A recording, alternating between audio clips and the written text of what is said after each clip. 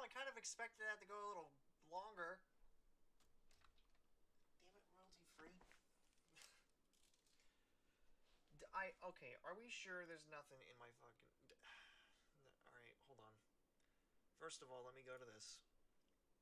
Alright, hello everyone. Uh, Give me just a moment. I'm gonna do another...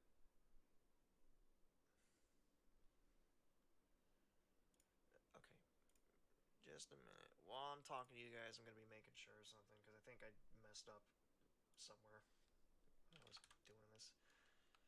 Okay, so, for those of you who are watching, welcome. I forgot to put on my fucking hat. Is it gonna fit? Hold on. Fuck. Hold on. Ah, shit. Alright, well, I mean, here's hoping this fit. Nope. Damn it. Alright, well, I gotta go find another hat.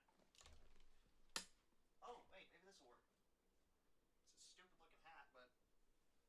Well, no, I should take that back. It's not stupid looking. It's just... I don't look good in it. So anyways, welcome to a better... Oh, this is actually... I should wear this hat more often, actually. Um, Welcome to another stream today. While I do something real quickly. Today we're going to be playing, surprisingly, a DS game that I never touched. Frankly, I've never touched this. I've been on an Ace Attorney thing lately. Did I close my door? Yes, I did. Okay, I just wanted to make sure of that. I've been on an Ace Attorney kick lately. Like, I've been playing a lot of Ace Attorney games, like the first ones, obviously, the trilogy that came on the Switch as well as on Steam. And I actually also started playing the Miles Edgeworth investigations. Which, to my shocker, did I really just open YouTube when I was trying to get the Twitch? Which, to my shock,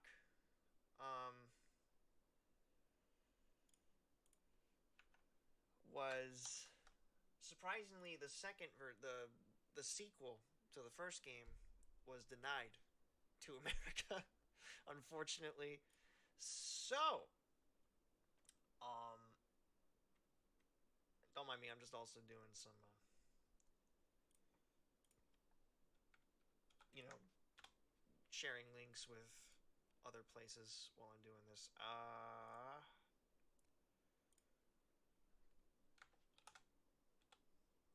As I do this.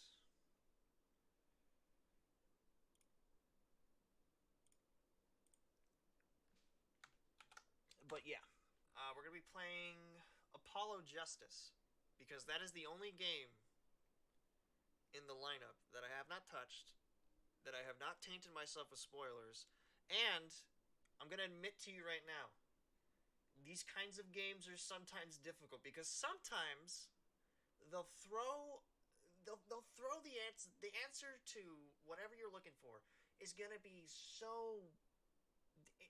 Sometimes it's something you just don't even think about. Like, you could go through your entire thing and you could just be like, what is the answer to this question? So I am going to have a walkthrough for it, because frankly, these games are, while they are games, they're meant to be novels, like little courtroom drama novels. So, nice hat. Thanks. Thank you. Thank you.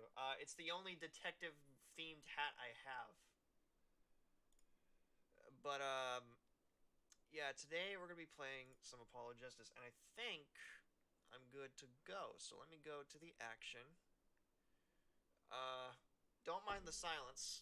The game's startup menu doesn't usually have a theme to it, unlike the Ace Attorney trilogy series.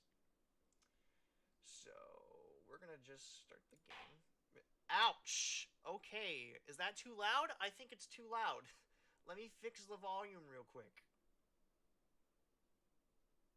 Where's the volume? Here it is. What is at 50? Why is it loud still? Okay, turnabout Trump. Well, we're already going into this in a good way. Okay. So don't mind the... Okay, so what I'm going to do is this. Be quiet.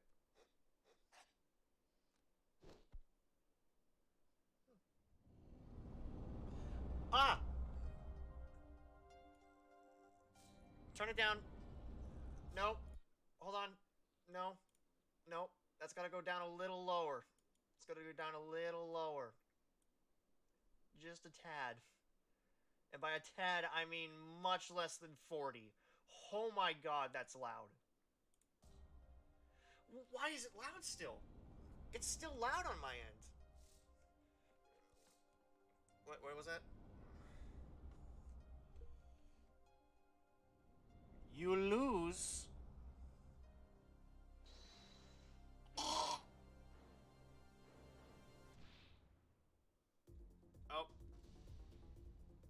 Oh. What happened?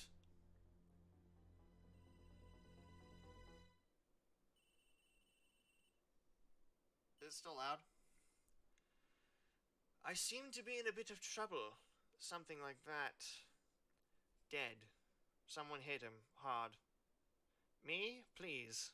The cops should be here any minute. I'm in your hands, should it come to that.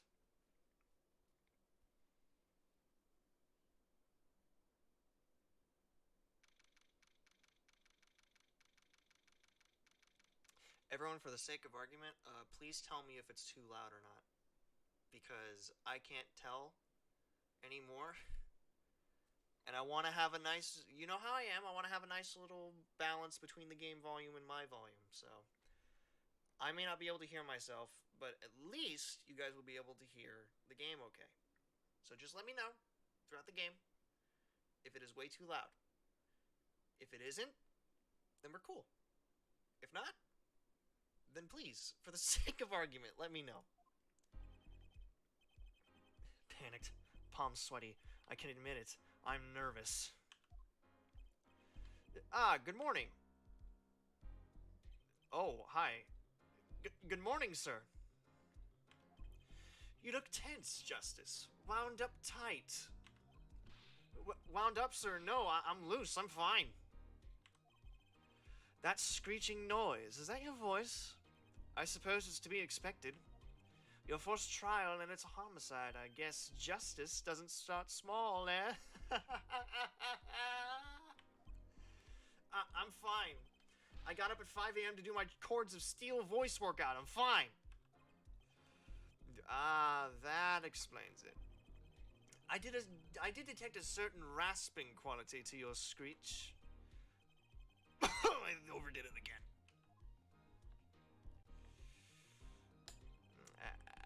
As you know, your client today is a good friend of mine.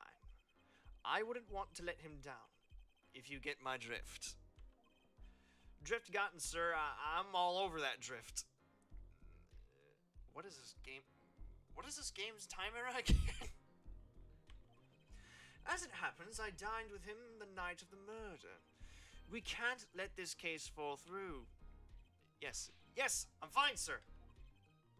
One more thing. Don't say you're fine quite so much. People might take you the wrong way. I'll be preparing our case. You might want to introduce yourself to the client. And the client is who? My name is Apollo Justice. If it isn't clear already, I'm a new attorney. And today is my first trial. Not that I'm worried or anything. I mean, come on. I mean, it's just a homicide trial. That's all it is. It's just murder.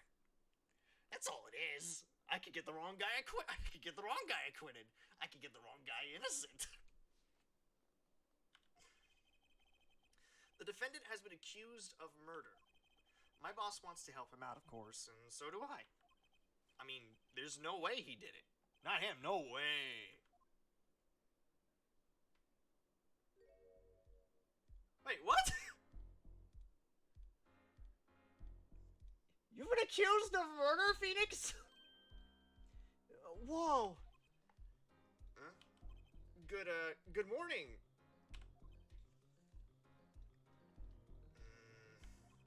Morning. It's up to you today.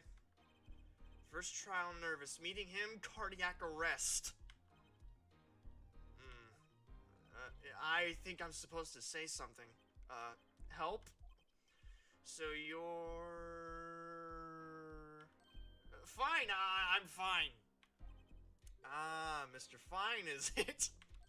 I did remember you having an odd name. Well, we're off to a great start. Are you sure you're okay? I mean, with me? Mr. Gavin is a top-notch defense attorney, and he's your friend, so why... You'll see. Huh? You can do it. Be confident. I'm really sorry this happened to you.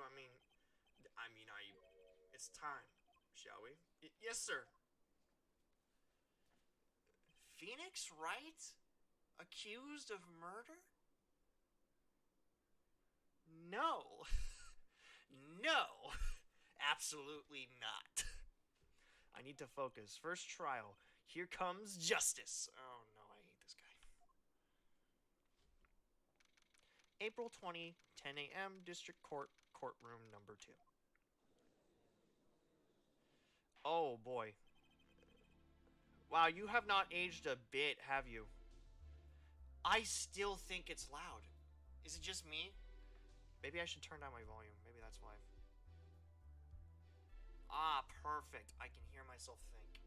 Alright. Hey, John, let me know if the volume's too low, alright?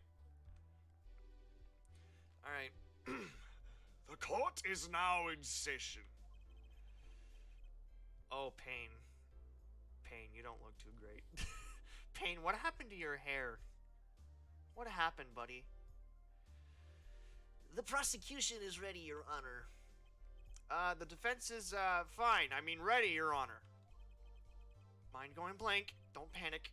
Too late. Your name was Mr. Justice. And this is your first trial. Yes, Your Honor, but I'm fine, really. Are you quite sure? Your voice sounds a bit strained. Mr. Gavin? Yes, Your Honor. I was under the impression that you would be heading up this case. That was my intention, yes. However, a defense attorney must always cede to his client's wishes, and my client specifically requested Mr. Justice. Well, of course he wants justice. But to entrust his case to this greenhorn, why? Greenhorn? What's greenhorn mean? Hold on. Hold on, guys. I gotta make sure what greenhorn means. Don't mind that. Don't mind that, guys. Don't mind that. That wasn't anything. God damn it. I hate this. Close the windows.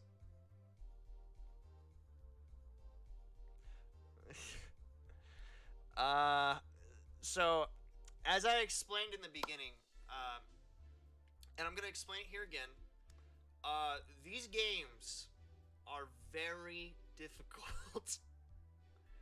So I may or may not have a spoiler-free walkthrough open. Because these games are not easy. They'll throw... Sometimes it'll be like, oh, this is common sense. But then they'll throw like this one little thing that you never think about during the court case. Because you're just sitting there like, oh my god, what's going to happen? Like, that's how these games are designed. They're designed to be like little dramas that you're just like, oh my god, what's going to happen next? What? No way! So that's why.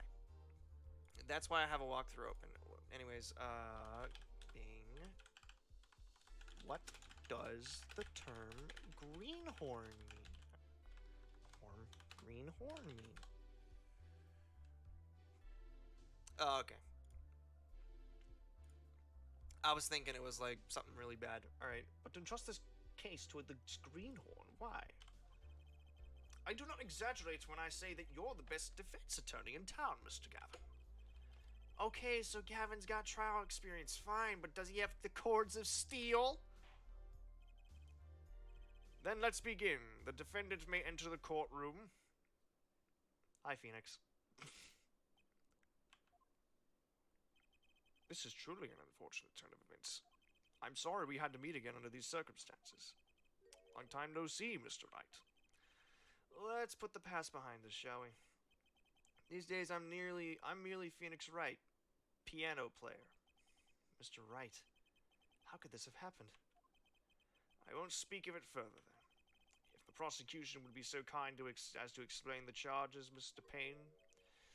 To think I saw you enter this room, a fresh attorney, and now I'll see you leave in chains. Welcome to Phoenix Wright world. The prosecutors are dicks. In this world. Ah, Winston Payne, subtle as ever, I see. The crime occurred at Borscht Bowl Club, a Russian restaurant. The defendant, Phoenix Wright, took the victim, a customer, and he hit him, wham, on the head, smack, killed him cold. A customer at a restaurant, you say? And the defendant, you say he was the pianist for the club, it seems. Phoenix Wright, a pianist? This is the weapon that took the victim's life. A bottle of grape juice. It seems kind of intact for a bottle of grape juice. Is it made of glass? What's it made of? Grape juice is apparently our defendant's drink of choice. The court accepts the deadly bottle as evidence. Deadly bottle added to the court record. Hello. Something to note, Justice. All evidence is filed in the court record, which is going to be right here. So, if you pay attention, it's going to be on this side right here. So, I'm going to take a look at the autopsy report first. Okay, so victim's name is Shadi Smith. Age is unknown, male. Estimated time of death was between 1:45 and 2:15 a.m. Wow, that place is... This was a restaurant or a club? Wow, this place is open late or early in the morning. Would it be late or early in the morning? Cause of death, cerebral hemorrhaging resulting from blunt trauma to forehead.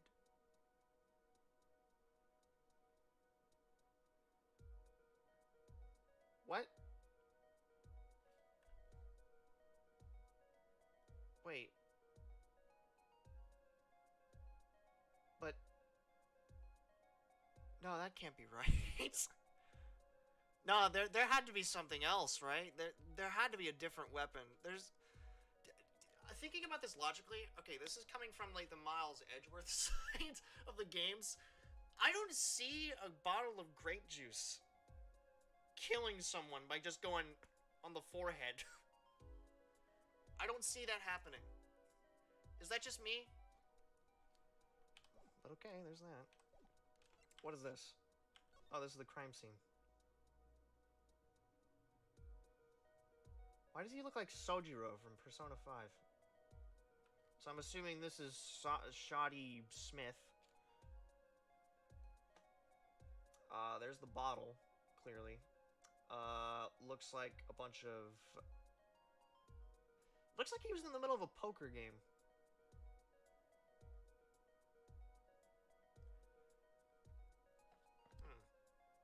Interesting. So, my assumption right now is maybe someone he was playing against killed him.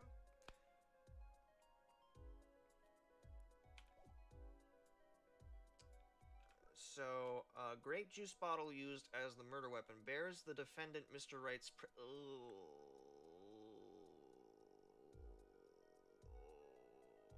That's not good. Can we check it? Oh!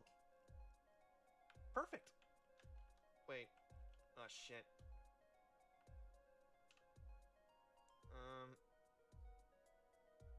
How do I... Wait. Do I just do this? Okay, so I have to do... Okay, so I have to use my mouse for this. Okay, that's fair.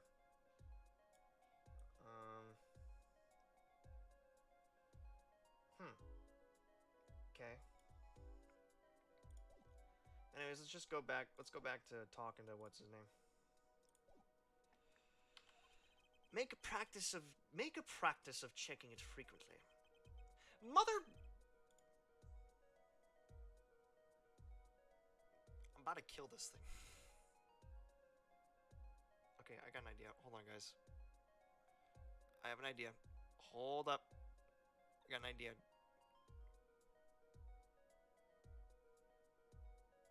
I thought I was free of this BS, but apparently I'm not.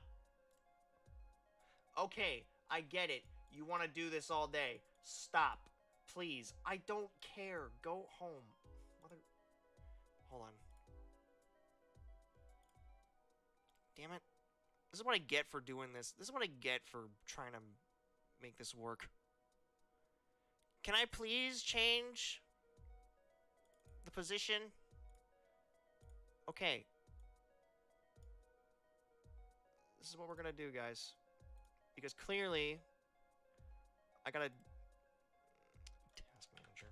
Open the task manager. We're ending your life right now.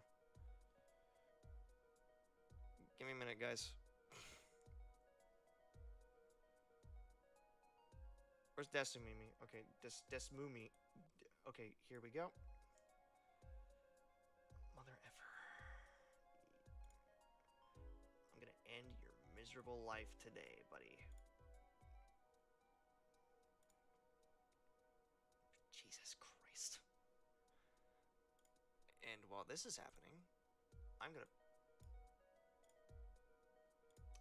I need to make sure. I have to make sure, because that doesn't happen normally. That doesn't. That does not happen normally. I may have fucked myself over. So... The court record. Right, I've heard of that. Use the court record button to look at the evidence so far.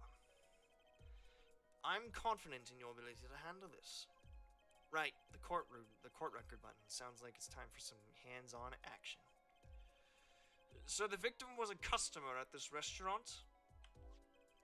But just who was this, shady Smith fellow? We believe he was a traveler, Your Honor. A traveler? According to his passport, he had been out of the country for a number of years. He had only returned to this country recently through his place of residence is unclear. Though his place of residence is unclear. I should really probably move my walkthrough over again, since that's happening now. Sorry, guys. This could have gone better, but hey, not every stream can go great, huh? So, I'm just gonna make sure that my thing is running smoothly. No, there had.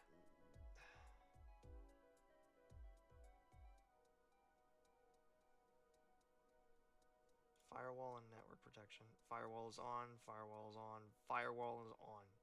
Okay, so why does that keep happening? I mean, now that I ended the task, hopefully it stopped. He had only returned to this country recently, though his place of residence is unclear. And he had some sort of connection with the defendant. That, too, is unclear at present, Your Honor. We believe they first met at the Borscht Bowl Club on the night of the crime. Fuck.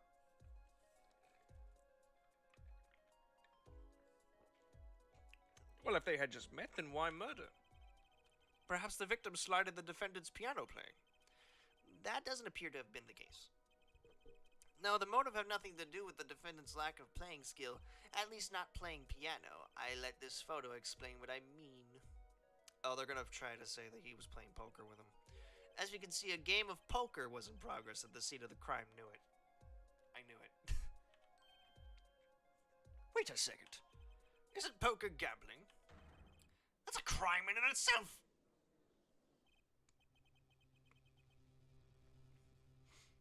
Indeed, it appears that a defendant... Sorry. Has fallen to become the basest sort of criminal. Oh, damn, that was his voice? It's true, it is true that the defendant was engaged in a game of poker with the victim.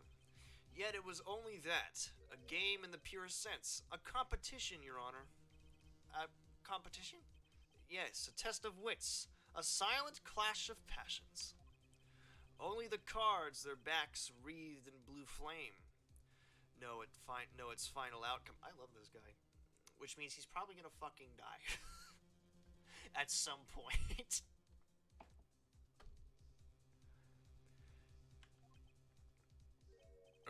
Come again?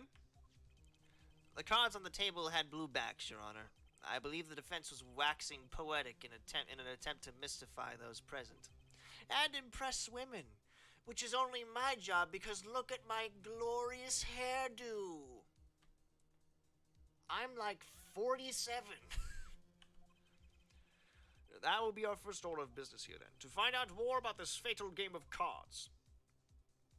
Phoenix, don't look so smug. That doesn't make you look good. Very well, defendant. You will testify to the court about the poker competition held the night of the crime. My pleasure. This is it. My first trial. Here goes nothing. Yeah, he's very bald. He's very bald. But this is the whole shtick behind the game. Testimony. I am a pianist by trade, yet I can hardly play at all. My real job is to take on interested customers over at the poker table. Phoenix, what has become of you? The room where we play in the competition in there are the club's main attractions. The rules are simple. We play a game of poker using 2 decks of cards. That's all it is. A game and our customers are happy. A pianist who can't play piano? Better than a defense attorney who can't defend. Payne, I'm not sure if you've been paying attention through the entire series. Very well. The defense may begin the cross-examination. Right, Your Honor. My first cross-examination. Don't blow it. Are you alright? You're sweating bullets. Bullets? Where? It's a figure of speech, Justice. Your voice sounds strained and raspy, too. My brain feels strained and raspy, sir. You've watched me perform cross-examinations many times. Though you've never done one yourself, have you? Care for a refresher? What to do? Should I ask Mr. Gavin for a refresher? No, and please stop posing like that. No need for help, sir. I think I've got this one covered. I think you'd better do more than think. You know it, or you do not. I'm fine. The cords of steel are ready for battle. My weapons, press and present. Find any inconsistencies and any lies in the testimony and reveal them to the court. That is the cross-examination. Learn it, know it, do it. Inconsistencies? Lies? Phoenix Wright? As if Phoenix Wright would never lie, and it's up to me to prove it. The defense may begin the cross-examination. Okay, so... Oh, interesting. Okay, so they show the pictures of the prosecutor and the defense attorney. Got it. I am a pianist by trade, yet I can hardly play at all. Alright, so let's take a look at all of our information so far. We got, again, Shady Smith. Age is unknown. He's male. Death between 1:45 and 2:15 a.m. Cerebral hemorrhaging resulting from blunt trauma to the forehead, which again is very unbelievable in this aspect, but hey, we're gonna go with it. Alright, so that's that. Crime photo.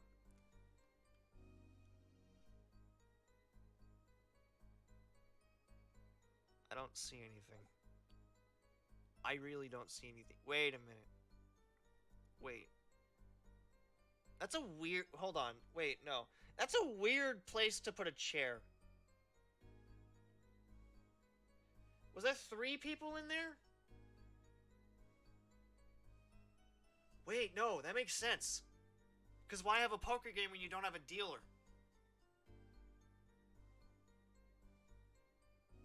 Unless he's the dealer, in which case we're screwed. Quite frankly.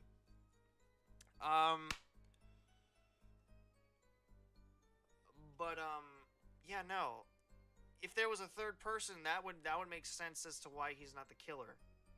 Because then we've just proven, like, yeah, no, there's a third person in there. Where's the third person? Where's the dealer? Anyways. We got the weapons. Let's examine the bottle. Grape juice. How long has it been since I drank grape juice? Apparently, it's Mr. Wright's favorite drink. I wonder how well it goes with borscht. Wait.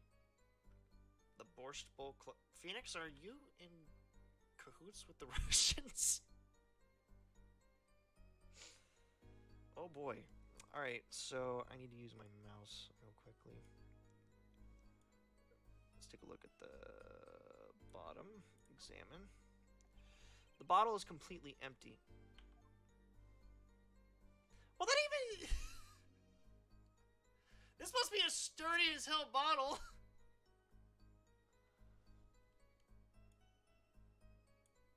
Jeezums. Alright. Attorney's badge. Okay, so we've yet to really hear anything yet. I am a pianist by trade, yet I can hardly play at all. My real job is to take on customers over at the poker table. I'm gonna press that. Hold it! They pay you just to play poker? That would seem to be the case. I am a professional after all. Do I detect pride in that statement?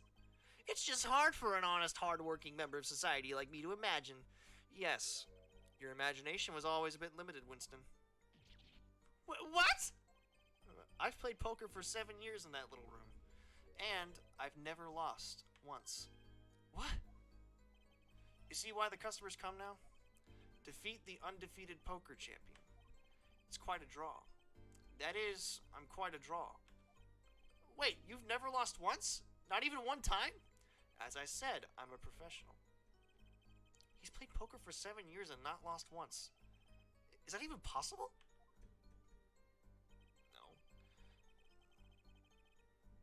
The room where we play the competition in there are the club's main attractions. So you're telling me that there's no piano?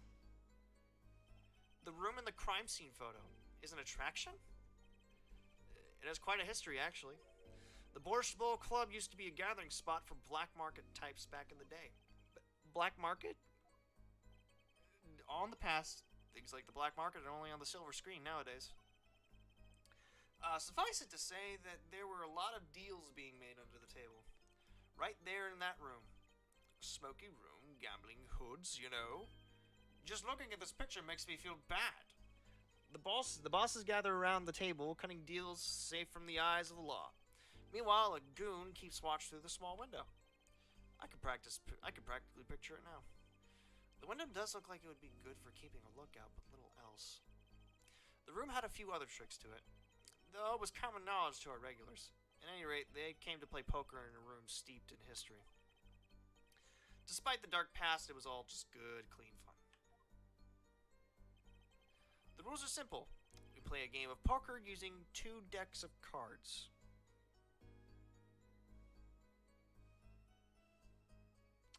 I need more details. 2 decks of cards?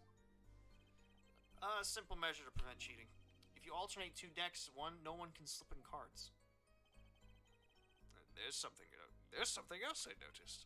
In addition to the cards on the table, there are some lying scattered on the floor. Precisely. Cards on the top, cards on the table, cards upon the floor. Each one forming a complete deck. A crime scene painted blue by a sad sweep of cards. It's poetic, really. Incidentally, we used 2 types of cards at the club. One deck of cards was red, the other blue. As I recall, in poker, you make 5-card hands. I can see how it would be easy to cheat. Yes, a game of hands. Okay, that was weird. This competition you're talking about. I believe the court understands the nature of the game sufficiently. That's right. It was a simple game after all. Nope. Are you sure? Oh. Even the judge is like, are you sure about that? Are you certain? Huh? People are not murdered over simple games, Mr. Justice. Defendant, you were in the room the very moment the crime occurred, yet you claim no connection to the crime. Now that's strange. What's strange? I was testifying about the competition that night. Asking me about the crime at this point is against the rules, Your Honor.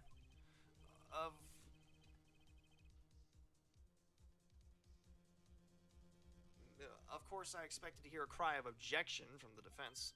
I completely let that one slip by. Don't despair yet, Justice. Sir? Right. There's something I'd like made clear. Namely, your connection to the case at hand, and I'd like to hear it from you. Sure, why not?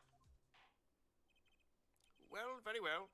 The defendant will amend his testimony. Just one little press, and I've got myself a whole new testimony. I plead silence regarding the murder, but I will say I never touched the murder weapon. Bullshit. Objection! So you say you didn't touch the murder weapon? This grape juice bottle? Right? So I said.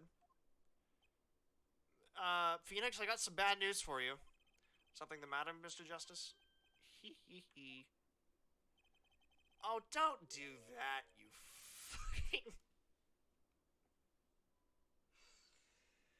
You insufferable little... Too bad our new defense attorney never learned how to play dumb. What's that, Mr. Payne? I examined the bottle in question, you see, and it was covered with the defendant's fingerprints. Yeah. That's honestly why I presented it. Objection! No need to shout, Mr. Justice. I can hear you just fine. Excess yelling can damage the judge's ears and our case. But what about my cords of steel? Anyway, what's so strange about fingerprints on a bottle in a restaurant? Well, that's true. The prints alone don't prove the... Oh, they wouldn't prove a thing if they were normal fingerprints. Huh? But the fingerprints on the murder weapon were upside down. Oh, shit. Yeah, you know that... yeah, that'll about do it. Upside down? What does that mean? It means exactly what you think it does, Your Honor.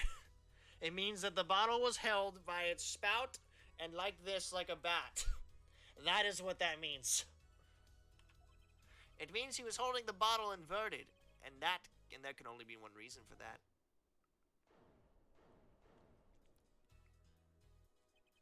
Yes. To brain someone with the bottle. Ah! Mr. Gavin, I think things just took a turn for the worse. Oh? I see no problem, Justice. Huh? The only thing that matters is the truth. There's a good reason for everything, you'll see. Defendant, can you explain your fingerprints on this bottle to the court?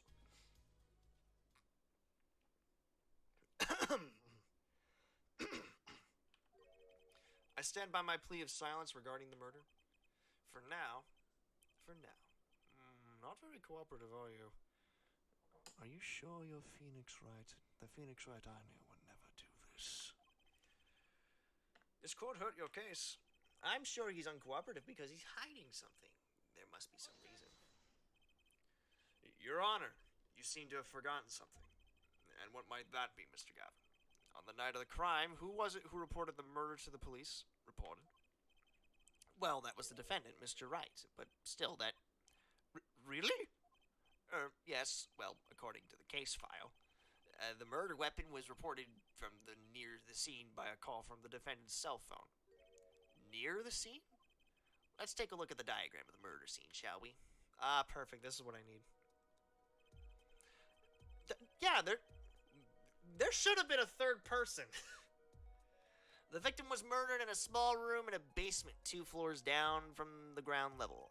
Of course, cell phones can't get reception so far down. The defendant used the stairs in this hallway to go above ground.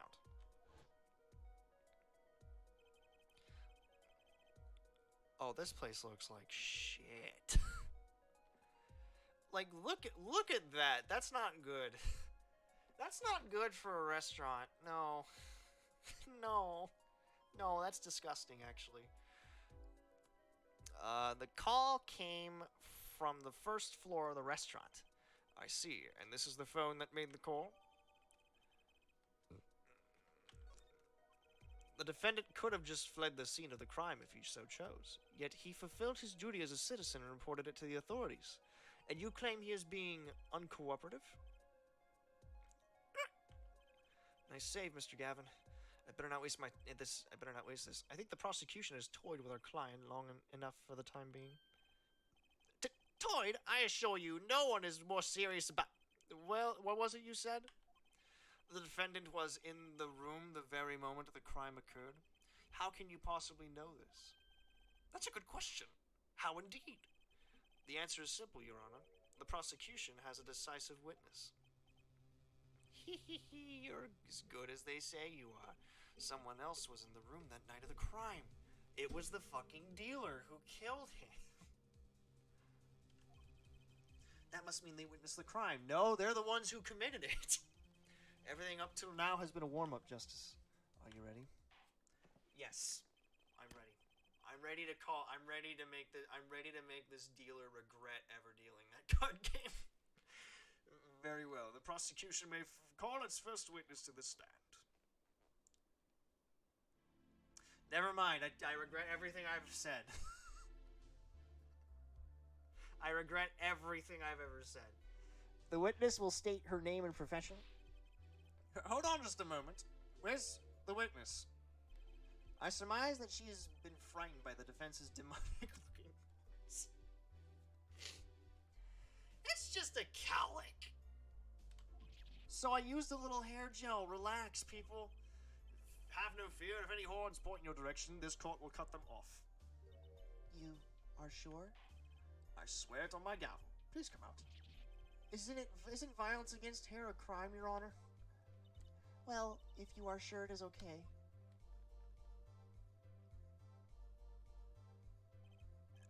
Now, the prosecution. Wait a minute! There's no cameras allowed in this courtroom! Would the prosecution care to explain the witness's, paraphernalia? Yes. She is a professional, Your Honor. Those are merely the tools of her trade. And that would be, my name is Olga Orley. I am employed as waitress in... Oh, yeah. I am employed as waitress in Borscht Bowl Club Restaurant. Then why the camera? Of course, it is my pride to serve borscht that is naming restaurant. But I also perform how it is said other service. I take it one of these other services is taking the customer's pictures? Da. Like, for example, this one. Oh, that's not fucking good. That's the defendant. Indeed, on the night of the murder, man in white is the one who has gone kaput. Indeed, that is the victim.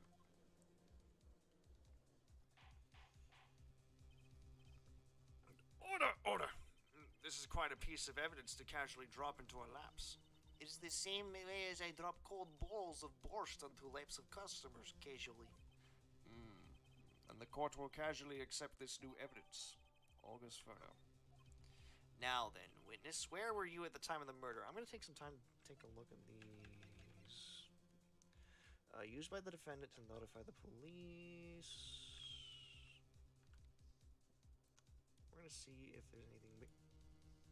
Oh, what's this? Wow, the batteries are held in with a piece of tape. You should just buy a new one. Maybe he can't afford it. Or he just doesn't care. Or maybe he's hiding something important in there. Maybe, just maybe. Though I don't blame him, to be honest. If it's not broke, don't fix it, right? Anyways, check the next one. Yeah, this doesn't look favorable. Anyways, now, witness. Where were you on the murder, at the time of the murder? I was in room. The hideout, we call it. Excuse me? The hideout? It is room where famous gangster bad guy was arrested. It's room where murder took place. What? Your look of utter surprise, it is lovely. I will post by courtroom door later for you. Da. Photos will be numbered, and you will write which ones you want a copy of. So there were 3 people in the room at the time of the crime. Yeah, exactly. The victim, Shady Smith, Mr. Wright, and Olga Orley, our witness. And if Mr. Wright isn't the killer, that means that this poor innocent woman, or innocent-looking woman, is the killer. I'm not fucking kidding. This is how this game works.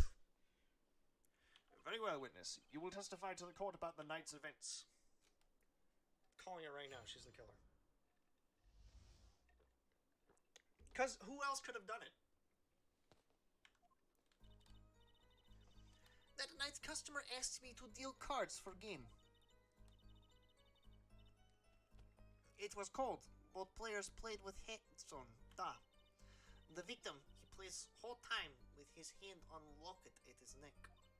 Then last hand is done, but something terrible has happened. That man flew at the victim and is strangling him to death. Strangling?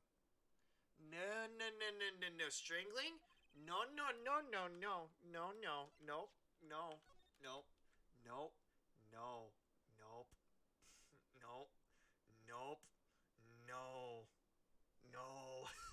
No, you didn't see it. You saw nothing, woman.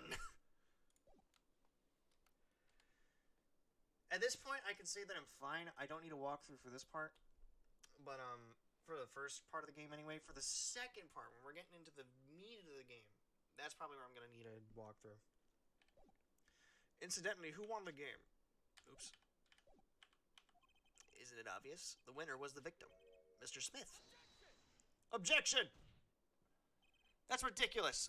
Because Wright can't lose. Justice. Maybe you can come up with a more legitimate objection. But he hadn't lost in 7 years. Take it from me, kid. It happens. I didn't lose a case my first 7 years as prosecutor either. Incidentally, I have some evidence here. These are the... Why is that bottle... No. Why is that bottle open? Well, it was empty. Maybe they put the cap back on. But then why would they do that? Why do something so small? That's my question. These are the poker chips as they lay the very moment of the crime. The hand and chips on this side belong to the defendant, Mr. Wright. Those on the far side belonged to the victim, Mr. Smith. Chips, you say? I mean, yes. Imagine that poker is war.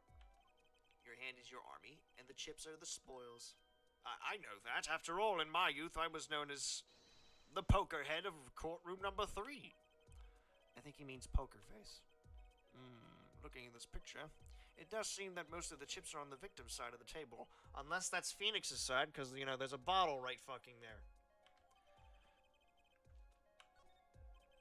Very well. The defense may cross-examine the witness. I see a problem already, mainly in the last part. That night, the customer asked me to deal with cards for... It was cold, both players played with hats on. The victim, he plays with the whole time with his hand on locket around his neck. I'm gonna press that. His locket? I believe it was good luck charm, da. He gripped it many times as he played that night. Yes, he must have felt as though it might carry him to the moon and stars. Though if it was small enough to fit around his neck, that wouldn't have much lift. The defense would like a clarification. This is a locket we're talking about? I mean a pendant with a picture in it, right? Not a rocket? Of course I knew that! It was probably a pendant shaped like a rocket. That's why she called it that. No, a locket's a locket. It doesn't matter. It's considered bad form to poke fun at the heart of hearing in our society. Hard of hearing or hard of understanding. So what happened next? Then last hand is done, but something terrible has happened. Strangled him to death? No. He didn't strangle him. Oh, really? Strangled, you say? That's odd. Normal customers only choke on borscht. No, I mean this report shows the victim died of a blow to the head. Ah! Miss Orley, really now? Did you witness the crime? What happened to my A button? Eek! I can't do a shriek.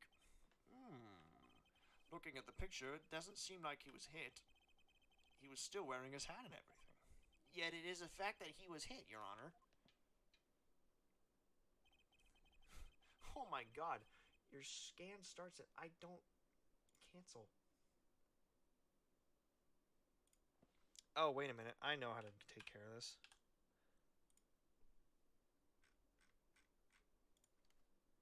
Couldn't find it because it was under a different name.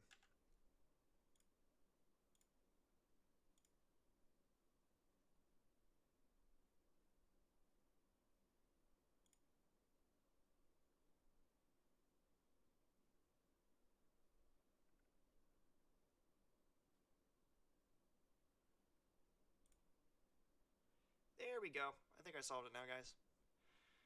Here's a photo we took of the victim with his hat off during our investigation. Oh, well, that's quite shocking, isn't it? This head certainly was hit.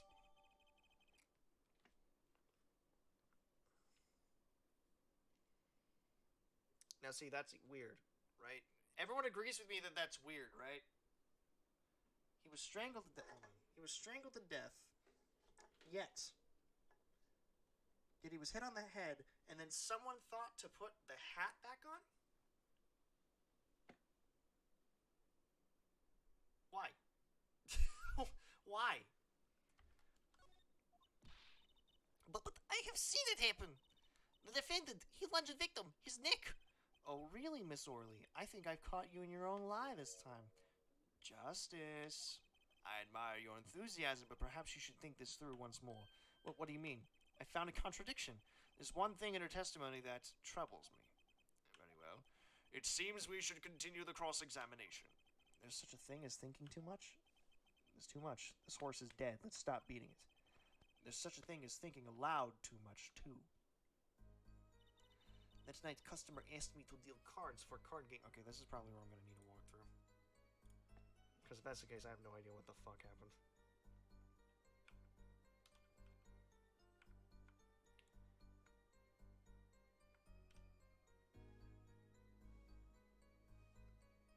Wait a minute, crime scene photo number 2? Which one's crime scene photo number 2?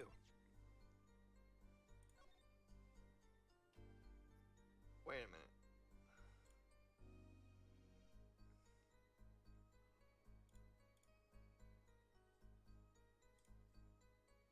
I figured it out. So, guys, I figured it out. The victim. He plays whole time with his hand on locket at his neck. Hey, guys. Where's the locket? Where's the locket? You know, there was one curious partner testimony, just like Mr. Gavin said. But what does it mean? Mr. Justice, would you care to explain what it is you're thinking so intensely about? Recall the testimony, Your Honor. The victim played with his hand on the locket around at his neck, I believe she said. I hope you weren't about to raise an objection to the witness's grammar. No, but look at this photograph. Do you see a locket on the victim's neck? Well done, Justice. I'm impressed. I knew you'd be able to handle this. But what does it mean? If we are to believe this witness's testimony as is, then the locket disappeared following the victim's death. Lockets don't just disappear, Your Honor. It's quite simple when you think about it. If the locket is gone, someone must have taken it off, no? Taken it off? Wait, you don't mean... The defendant wasn't strangling the victim at all. He was taking off his locket. Wouldn't that explain it? Ah. But that doesn't prove he didn't kill him. Defendant, what do you have to say to this? Well, I mean, he is wearing a locket around his neck. Say, yes. I just noticed this, but you have something hanging around your neck, don't you? Oh? You mean this? Yes, it's a locket with a photograph inside. A photo of my daughter. Come again? Mr. Wright, you have a daughter? We confirmed it at the time of the arrest. The picture in the locket is indeed Mr. Wright's daughter. So Mr. Wright has a locket too? Why don't I buy that? Why don't I buy that this is just a coincidence? Well, now, if the results of this poker game led to the murder, perhaps we should hear a bit more about the outcome of the game.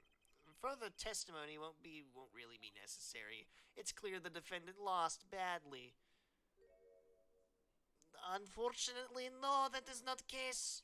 Miss Orley, you will testify to the court about the game played between the victim and the defendant. Duh. This poor woman. The game began with 3,500 points in chips for each man. House chips come in two sizes, small and large. The one who is winning, duh, it was victim. For last hand, defendant played with all chips on table and lose. The moment loss was decided, defendant grabs bottle from table and... And what? Indeed, looking at this picture, it does seem to be a one-sided game. Wait a minute. Wait. Wait. Wait. Hold on. Hold the phone. Hold on a second. If that's the case, why is the bottle on his side? I'm pretty sure that's grape juice. As the court knows, poker was the defendant's life. Failure must have been a bitter pill to swallow. How many times have I heard these words? I done it in a fit of anger, your honor, and now I regret what I done. A common tale, but true. Methinks the judge watches too many old court movies. Mr. Wright said he hasn't lost in 7 years, so this testimony must be wrong. It is wrong! It is wrong. I say it is wrong. The game began with 3,500 pointed chips for each man. House chip come in two sizes, small and large. The one who was winning, it was victim. I don't think it was. I don't think it was. Because here's my reasoning. Here's my reasoning why I don't think it was. The bottle is right there. Phoenix likes grape juice. If this is grape juice, this is his side. Meaning someone, the victim was moved from this side to that side. Why? To make it look like Phoenix did it.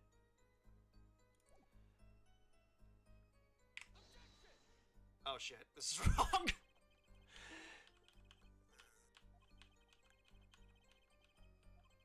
They aren't, are they? Not at all. Mr. Justice, please think the facts over before making accusations. I don't think that won me over any points with the judge. No, I don't think it did either. This is where I'm going to need a walkthrough. Help! Internet! Help me. Alright, press on O. Small and large. Are the chips in this photo all the chips that were used? Duh, of course. Oh, that was hesitation. Something's fishy with these chips. Should I press harder? Yeah, press harder. Maybe you could explain a bit about these chips. Explain? What is there to be explained? Don't object. Poker chips are poker chips. They're not fish and chips. Not a chip off the old block. Not a motorcycle cop. Not a... Thanks.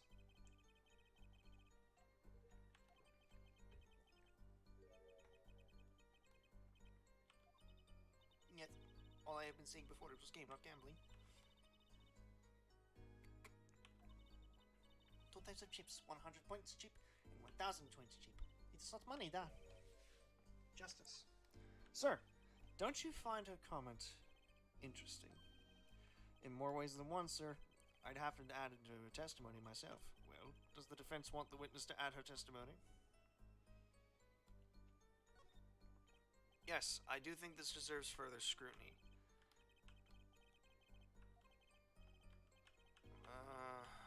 Your Honor, I don't know where I'm going with this either. One kind of chip is worth 100. The other kind is worth 1,000. Two kinds in all.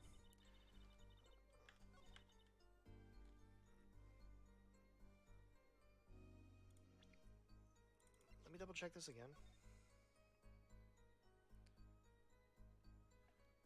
So, if we're going about this logically, then yeah, it does look like the guy sitting over here was losing. But what if he wasn't? 1, 2, 3, 4, 5, 6, 7, 8, 9. So, if we were counting this as if the big ones were 100, that would make it 900. So, it'd be 2,900 on this side. 100. 1,000, 2,000, 3,000, 4,000. No. If we were count, okay, so I think I need to add. I need more information. Mr. Gavin said this testimony is important. To be honest, I have no idea why. Mr. Justice, do the court a favor and think of what you want to say before raising your hand. We are not in kindergarten. Sorry, I'm fine. I'd better think of something to ask. And quick. The two types of chips. The small ones are 100 and the big one's 1,000. Right? Right, of course. Don't waste our time. Is that all? Yeah, great. Mr. Gavin made me stop her, and now I'm the one who looks dumb. Oh, Justice? Please try not to embarrass me like that. Huh? Who, me? There's a clear contradiction in the information you have in your hands. What? It's a simple matter of calculation. Go on, try it. We're not in kindergarten, after all. Calculation.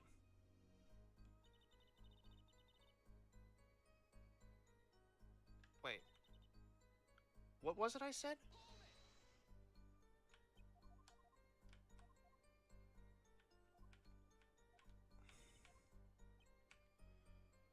The small ones are worth 100, the big ones are worth 1,000.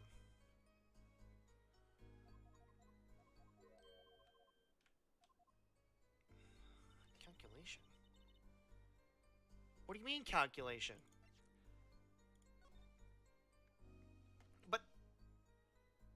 But that means he was winning.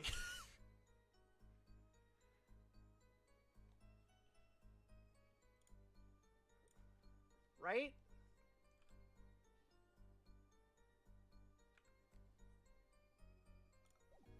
But wait, no. I can't do this. But game. Explain, game. You sure it was the victim who won? Oh. Okay, I was right. Okay, I was right. I was right. I was right. I just didn't have all the pieces to make the path. Are you absolutely sure? Uh-oh. It seems our new attorney is a bit confused. A glance at the picture is enough to tell you who won if you're not in kindergarten.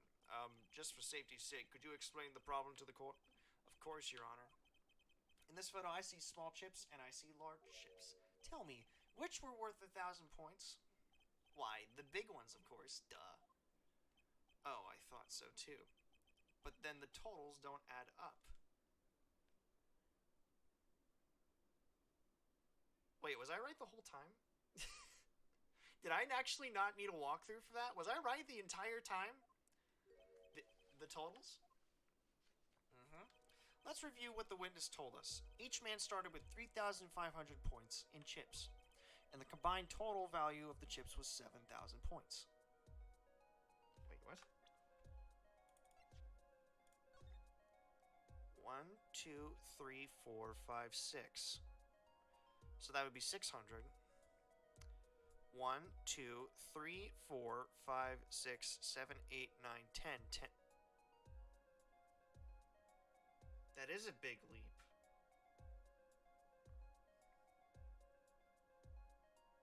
But what if we go the other way? 100, 200, 300, 400, 500, 600, 700, 800, 900, 1,000.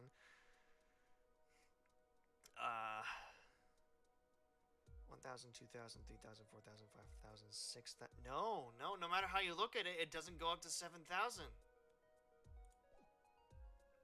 I was right, but I was just wrong about what it was entailing. Yes, if my calculations are correct, let's see. 3 plus 1 carry the 5.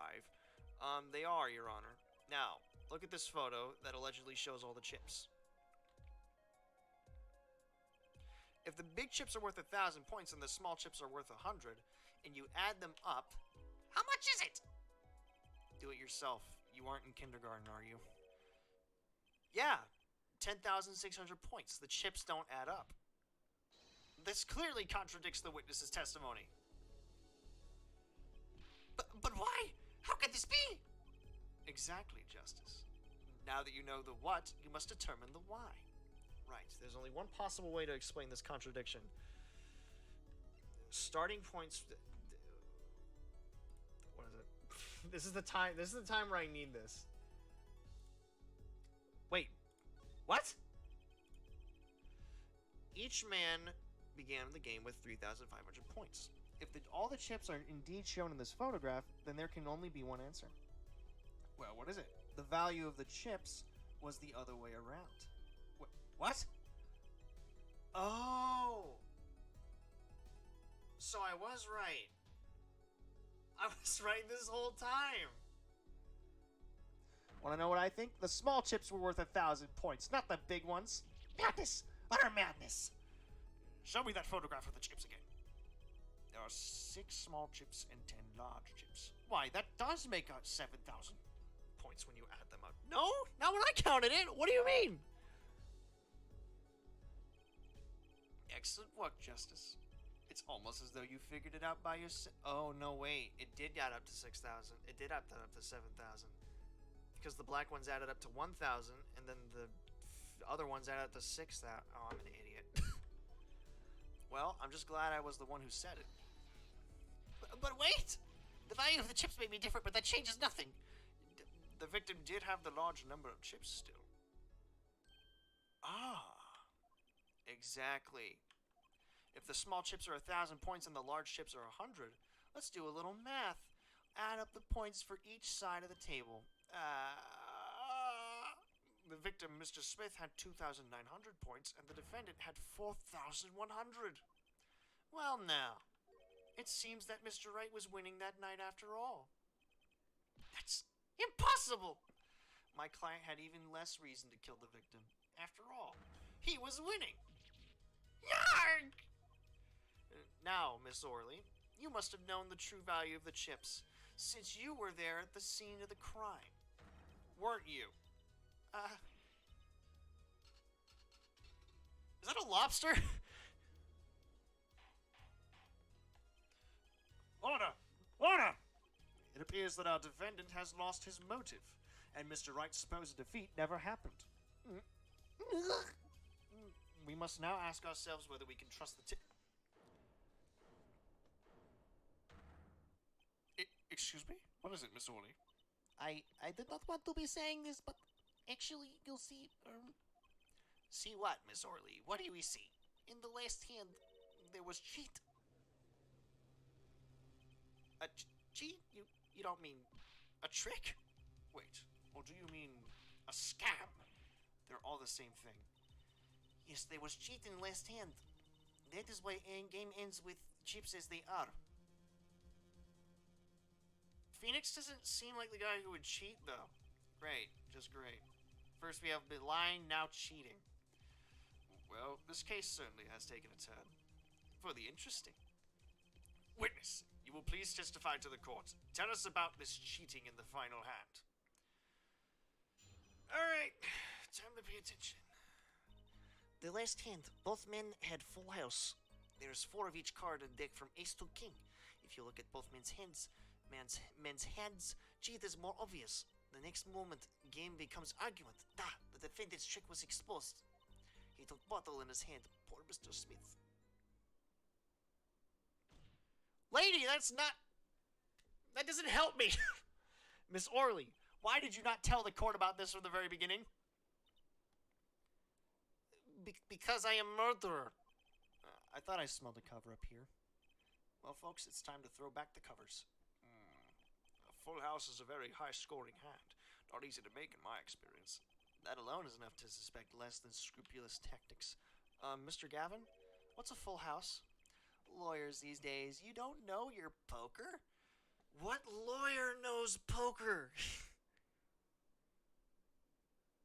That's like saying...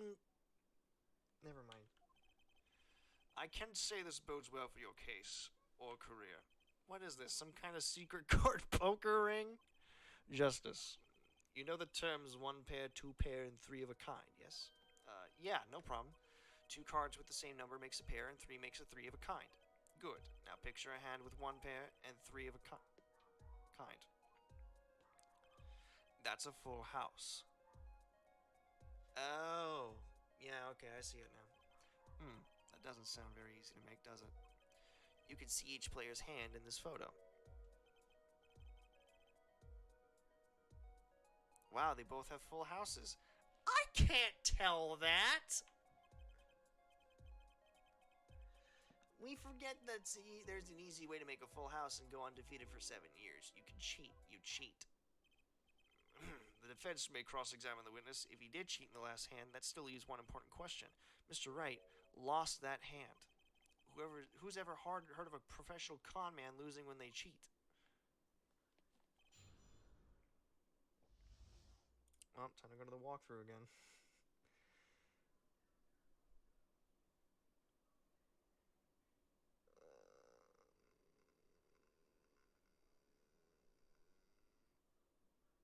Wait a minute.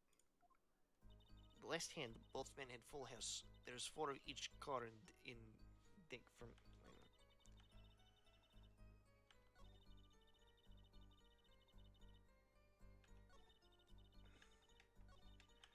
Hold on.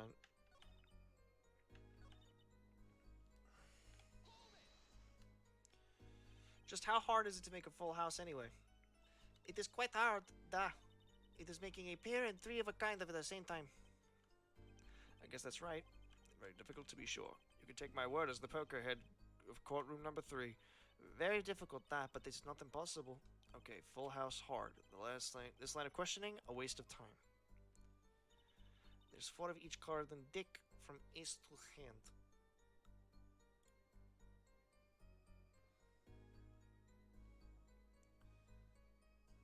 Ah, that's what I gotta do. Okay, if you look at both men's hands, cheat is more obvious. How was it clear? Jet, how was it clear? Da, well, the defendant, he played a 5th ace. A 5th ace? I still remember both hands very well. Mr. Smith's hand has 3 aces. And Mr. Wright's 2.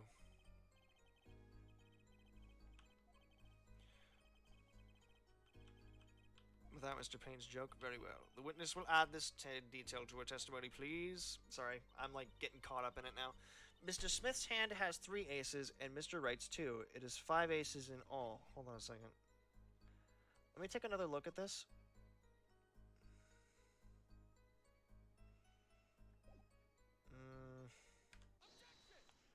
I mean, it says to pull that, but it looks like it. It appears the witness is mistaken.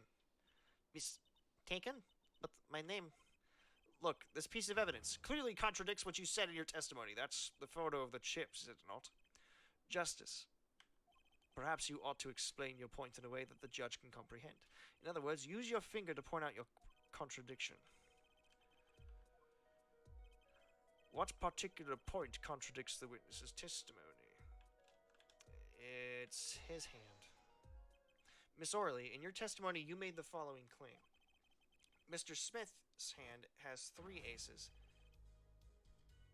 Oh, I totally missed that. How did I miss that? Eek! Well, maybe the witness was simply confused. Perhaps it was the defendant's hand that held the 3rd ace in question. Take another look at the evidence. As you can see, the defendant also had 2 aces in his hand. Where's this 5th ace? I see cheating, alright, and it's going on right here in this courtroom. This game is just interesting, isn't it, guys? 2 aces in each player's hand does make 4 aces total. Shit. Hardly proof of cheating. Wait, please! It is true. I have seen it. The 5th ace. There was cheating, I swear to you. That's odd. She must be lying, yet she's the most sincere I've seen her all day. You're right to trust your instincts, Mr. Gavin. Who knows what lies in store for us in the trial ahead? Your Honor, if I may, I have a suggestion. What might that be, Mr. Gavin? If you don't mind, perhaps we might examine the actual cards? The cards? Mr. Payne? Yes? The players' hands that night were set aside as evidence, were they not? The defense would like to request the cards be shown to the court. Very well, the prosecution will submit this evidence. Which will you examine? The victim's cards or the defendant's cards? If these cards don't prove cheating was going on, nothing will.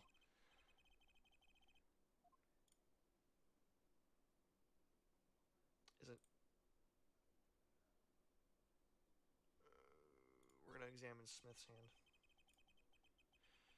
It was the victim's hand that changed over the course of the witness's testimony. The defense requests time to examine Mr. Smith's cards. Very well. Mr. Payne, if you would. Very well. Well, time's a-wasting. Go to it, Justice.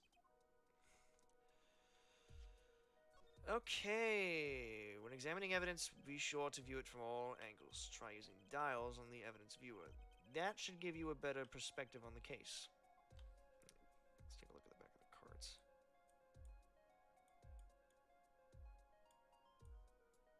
Well, they're all different, I can tell you that much.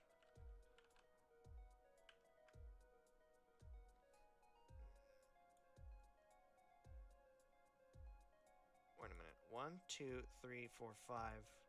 1, 2, 3, 4, 5. Wait a minute. What's going on here? What? Your Honor, look at this. One of the victim's cards. The back is a different color. Eh? That's impossible. But I put that card in Wright's hand. Ech. What was that, Miss Orley? No, yet. I merely said it. Your Honor, Mr. Gavin, yes. Tell me, what is the easiest way to cheat at poker? To cheat? I'll tell you. The dealer hands you a card. One merely needs a friend, a comrade, shall we say. The dealer. Wait, so you mean this witness, Miss Orley, she's the cheater. A professional, I'd wager. Ooh, lady. You didn't slam your gavel. Order! Focus, Justice. Time to take advantage of her mistake. Your Honor, please recall the testimony we just heard. That's impossible. But I put that card in Wright's hand. Ergo, Miss Olga Orley conspired to cheat, not with my client, but with the victim, Mr. Shady Smith. Oh. Not only did she cheat, she cheated poorly. Therefore, it's not hard to imagine an altercation between her and the victim. What? Wait, you don't mean the defense isn't accusing the witness, Miss Olga Orley, are you? I am, because that's how this game works. Time for justice. There were 3 people in the room at the time of the incident, and if Mr. Wright isn't guilty, that means I am. The defense accuses the witness, Miss Olga Orley, of murder. Ouch. Wow, that's a very talented woman. Mr. Payne, where is your witness, Miss Olga Orley? It appears she has lost consciousness, Your Honor. Mr. Justice, Your Honor, it seems you've presented a new possibility to the court. One suggesting a connection between the witness and the victim, Mr. Smith. Sorry. And that means the court cannot pronounce a verdict for the defendant at this time. What? I did it. I held out. But it's not over yet. I see no point in prolonging the trial this day. The prosecution will need to make further inquiries. Phoenix? Mr. Wright? You can't end the trial here, Your Honor. Not yet.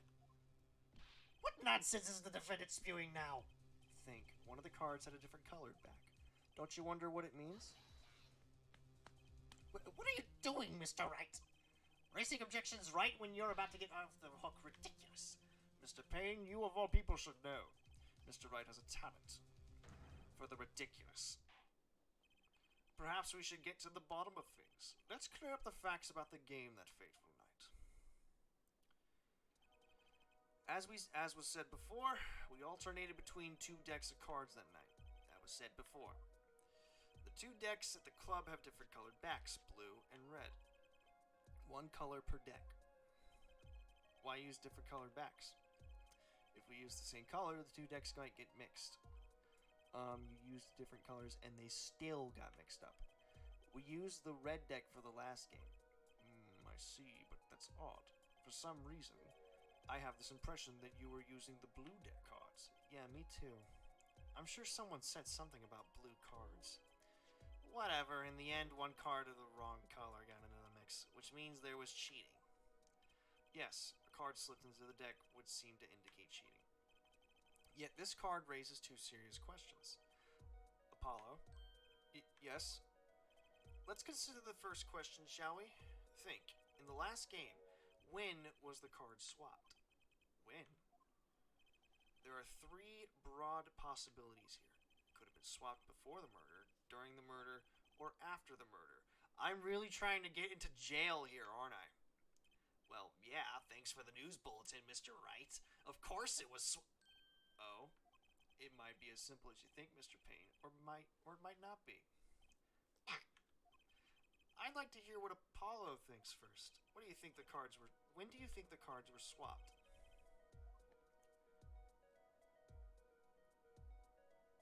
I don't know. This is where I'm going to need the walkthrough.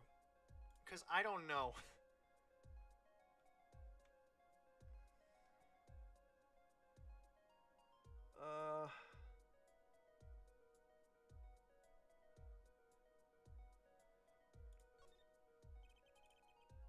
It happened after the murder? What's that? Ridiculous. What's the point of cheating after the hands have been shown? That's silly. Yes, but tell me, how do you swap cards during the game? I'll take silly over impossible.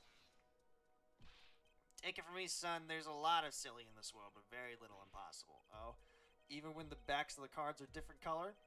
If you pulled that different during the game, you'd get caught in no time. Ah, quite true. That would mean the blue card in question was swapped after the hands were shown, after the murder. Okay, this is going past silly and straight onto crazy.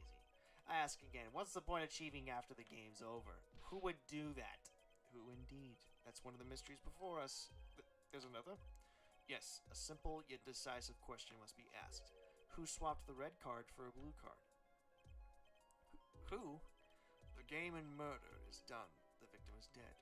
Only two remain in the room alive, that is. The defendant, Phoenix Wright, and our witness, Olga Orley. Okay, so who was it that swapped the red card for a blue card? Someone else. The one who swapped the cards wasn't Mr. Wright, of course. And, well, it doesn't seem like it could have been Olga Orley either. What are you suggesting? That's hardly a logical conclusion, I'll admit. As a defense, I think it only makes sense for you to name Miss Orley at this point. Yes, I know, but she was the one who dealt the cards, right? I just can't believe she would make the mistake of swapping the wrong color card. If the card was swapped during the game, it'd be obvious. Something you'd like to share with the court, Mr. Wright? Is it a funny joke? Oh, my apologies, Your Honor. I was just thinking how much fun all this is.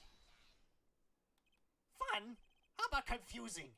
I've no idea what the defense is claiming, Your Honor.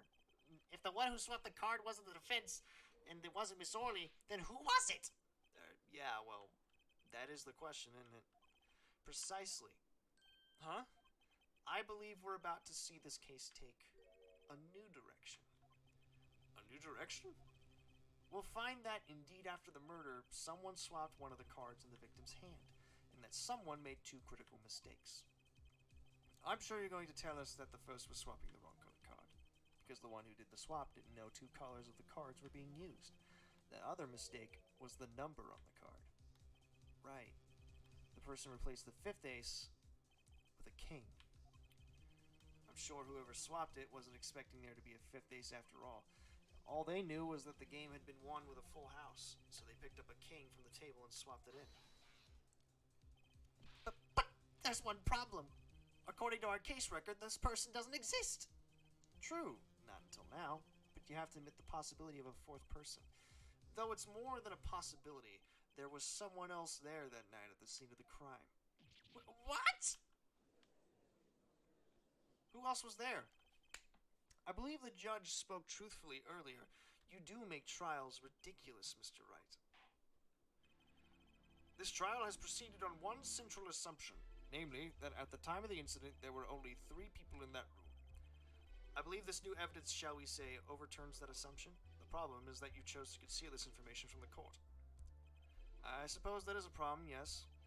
Court is adjourned for a brief recess. Mr. Gavin, I'll see you in my chambers during this recess. Certainly, Your Honor. Very well. The trial will resume in 20 minutes.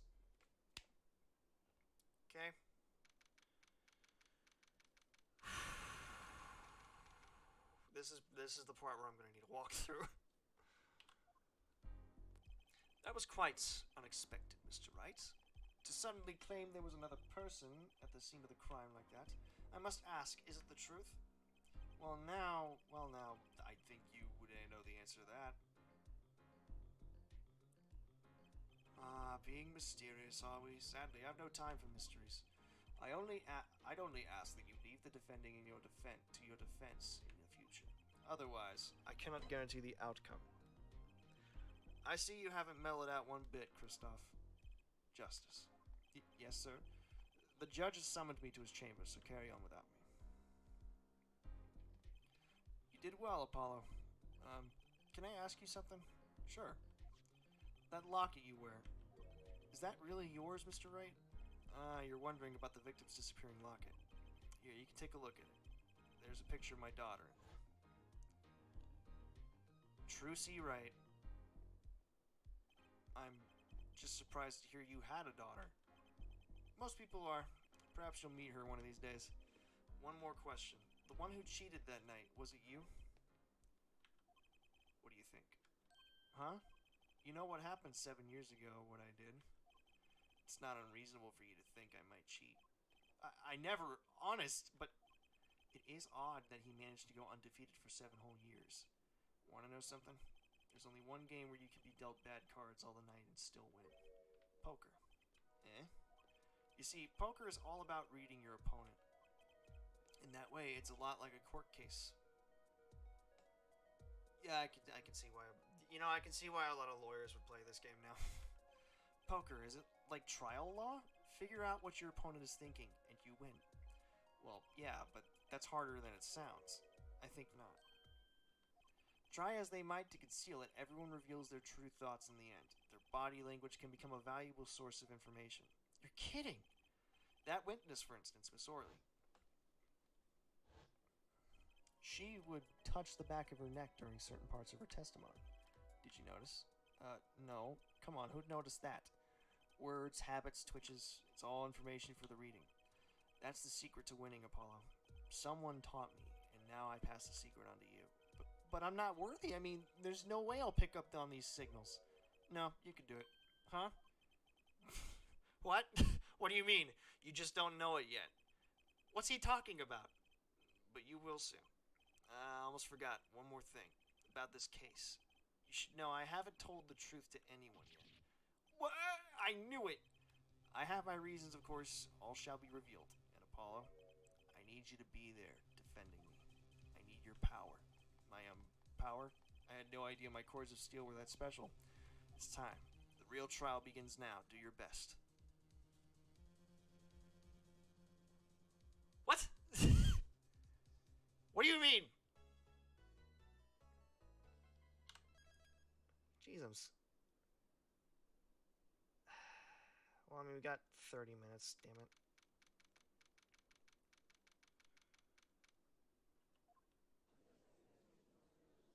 I might make this a little longer. Courts will now...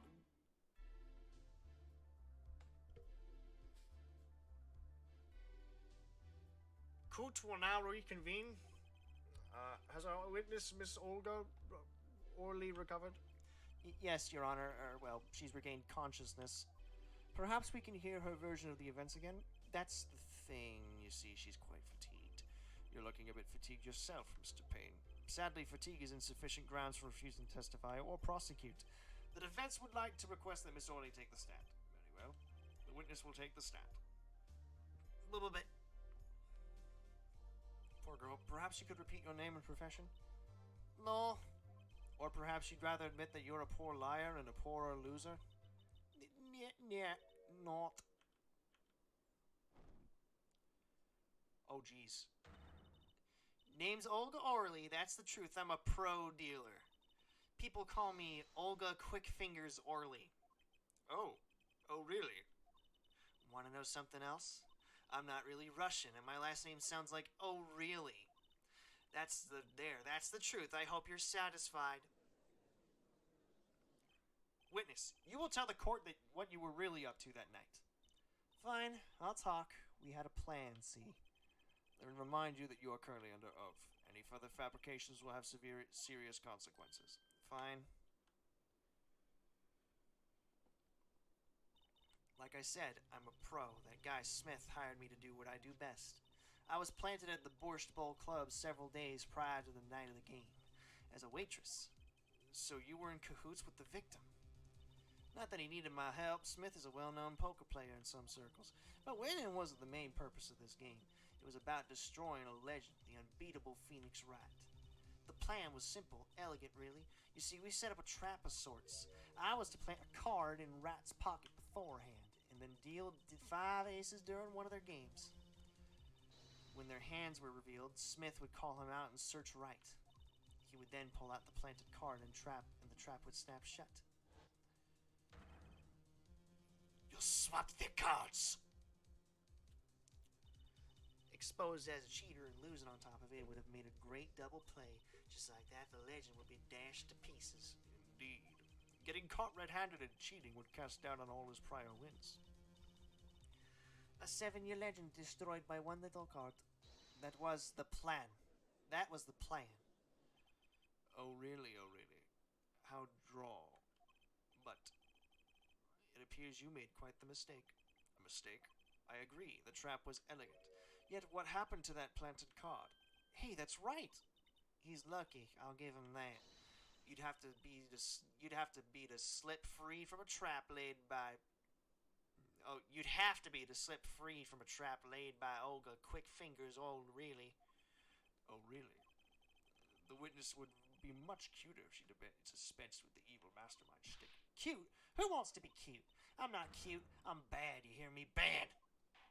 God, it's John. John, it's you. I found you. I found you, John. It's you.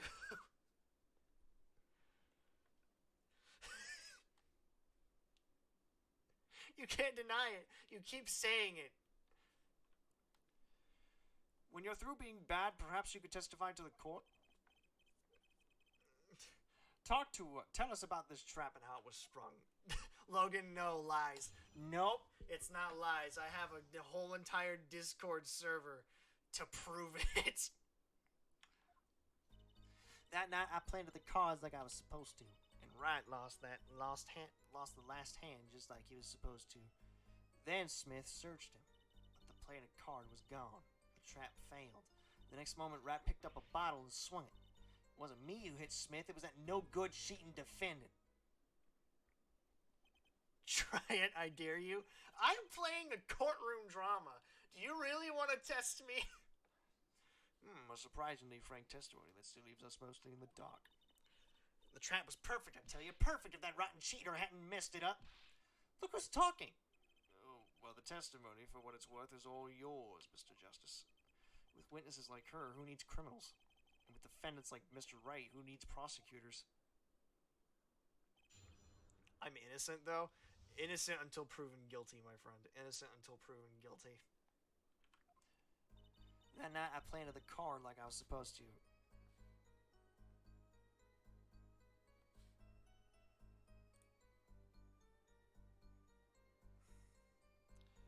Okay, I know what I'm supposed to do.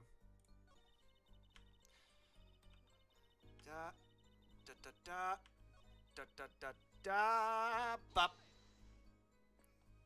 Wait, isn't that a little odd? What's out? You searched Mr. Wright thoroughly and found nothing, which means he didn't cheat, which means he had no reason to strike the victim. Well, what the fuck? Wait, what was that just now? I sensed something. Something wrong, Mr. Justice? No, nothing, Your Honor. What to do? Should I press her a little harder? I'm gonna press you a little harder. I'm guessing this is the whole shtick behind the game. You're hiding something. What are you talking about? Me? Quick Fingers will really hide something? The defense will... Sorry. The defense will refrain from baseless accusations. I have one question for the witness then. You say you saw the moment the defendant hit the victim. Is this true? Of course it's true. I did see it, honest. I saw it when Wright hit him. With my own eyes, I saw it. What's this weird vibe I'm getting? The witness, for instance, Miss O'Reilly, she would touch the back of her neck during certain parts of her testimony. Did you notice? Touching her neck, was it? What the fuck? What the fuck? Whoa, what's going on? This sensation is coming into focus. There, that twitch, it's so clear. It's like I could perceive her habit like I couldn't before.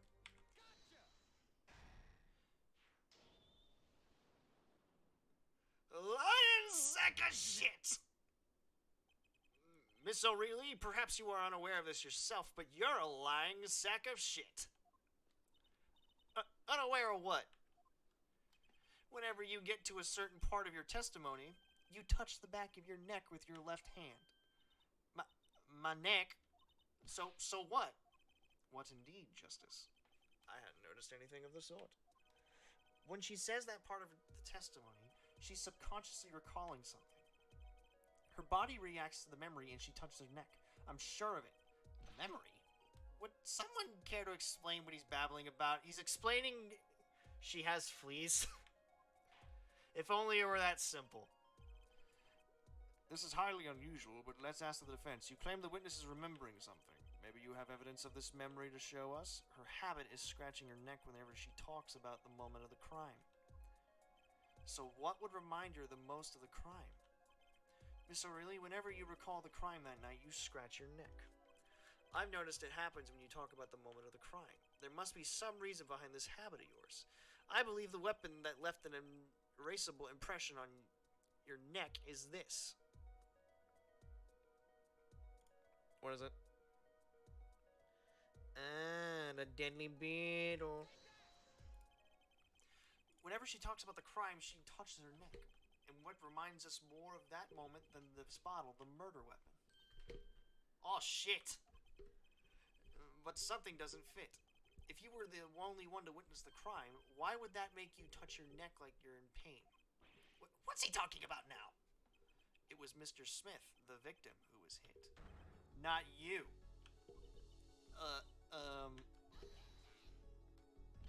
This is a cross-examination, not a cross-wild conjecture. The witness's habits? They're completely irrelevant. Justice. I'll admit I'm a bit confused myself. This is certainly a unique cross-examination. I'll explain later, just trust me. Now's our only chance to break it. Miss O'Reilly, please testify in detail about the moment of the crime, the very moment. Yet, I am knowing nothing. I'm going back into my Russian mask.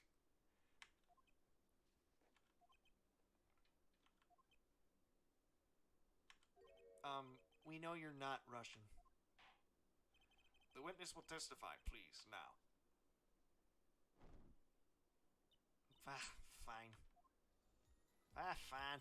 He's the one who did it. I let him out of my sight until the cops got here. Different personality, but the same testimony. I believe you have her where you want her, Justice.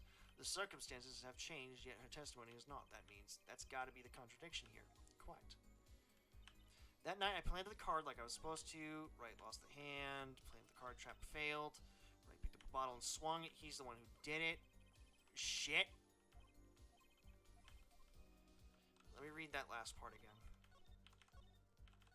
He's the one who did it. I didn't let him out of my sight until the cops got there. That is a lie. That's a lie. That's a lie. That's a lie. Miss O'Reilly, we have a record here that clearly contradicts what you said. It states that the police were alerted by a report from the defendant. And we know that the defendant left the room, climbed the stairs, and made that phone call from the first floor of the Borscht Bowl Club. Ah! So explain how you kept your eyes on the defendant when he left the room entirely. Eek! Wow, that's a nice picture of the ceiling. The man who picked up a bottle and swung it that night wasn't the defendant.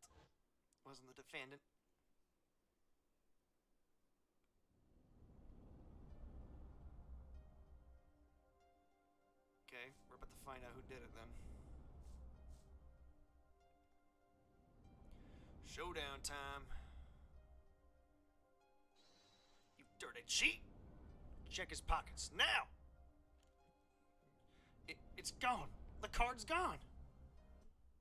You lose. Ah! Just then, Smith grabbed the bottle from next to Rat, and he hit me.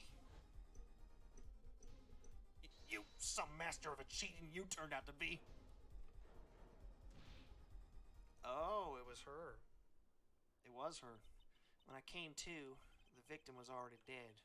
Is that the victim was already dead? Is that it? That's why I couldn't reveal who I really was. If it came out that I was in league with Smith, I'd be suspect for sure. Well, where does this leave us? Madness. This is madness. I'm dreaming. It must be me who was hit with the bottle, and I'm imagining all of this. It appears our prosecution is at his wit's end, and frankly, I can't blame him. Mr. Gavin, what do you think about this turn of events? Mr. Gavin, sir?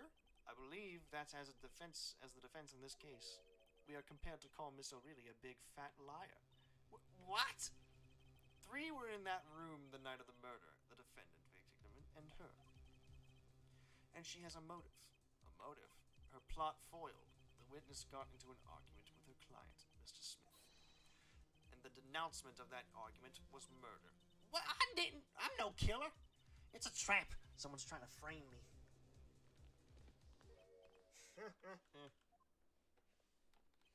What tangled webs we weave when we practice to deceive. So tangled we catch ourselves in the process.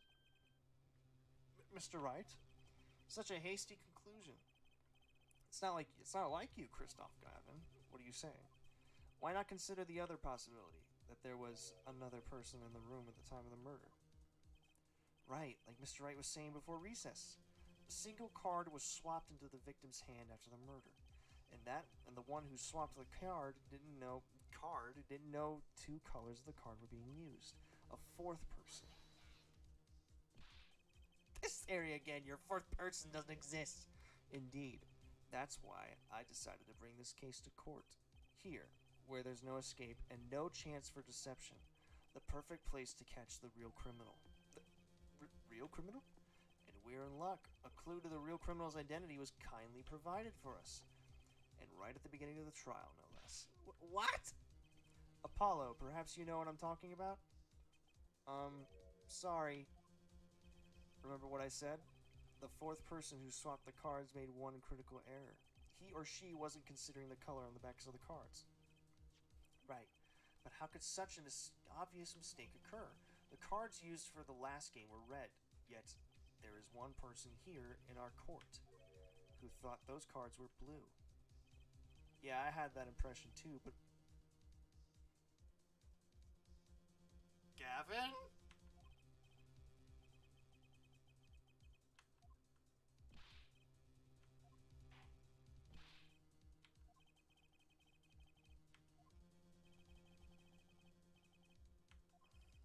Who thought the cards used in the final game were blue? Gavin? No! Gavin? As I expected. Your eyes and ears are as sharp as your hair. I was right? Christoph Gavin, you were the 4th person that night. But of course Mr. Gavin knows the color of the cards. How would he? As you can see, the photo of the crime scene is black and white. You can't tell which of the cards are blue, the ones on the floor or the table. But look! You can see the colors in this photo. Yes, but when you said the cards were blue, it was well before this evidence came to light. Chrissy! No, Chrissy! Yet it was only that, a game in the purest sense. A competition, Your Honor. Yes, a test of wits, a silent clash of passions, while only the cards, their backs wreathed in blue flame.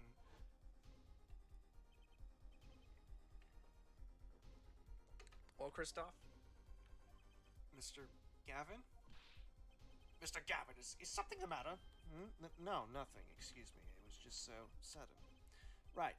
You aren't seriously accusing me, are you? Oh, Christoph? You know even I'd never take a joke this far. This has gone beyond ridiculous, beyond dumb. This is insanity!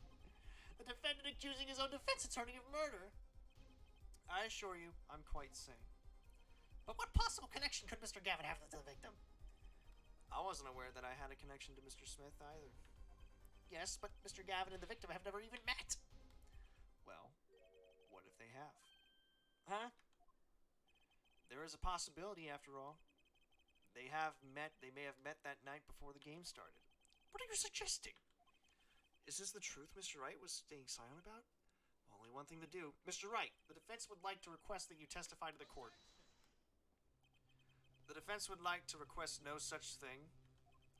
Mr. Gavin, testimonies must relate to the case. How could anything happening before the game of poker be related? Gavin, if you have nothing to hide, then it's fine. I'm not sure I follow, Mr. Gavin. As I explained before, the defense believes that Miss O'Reilly.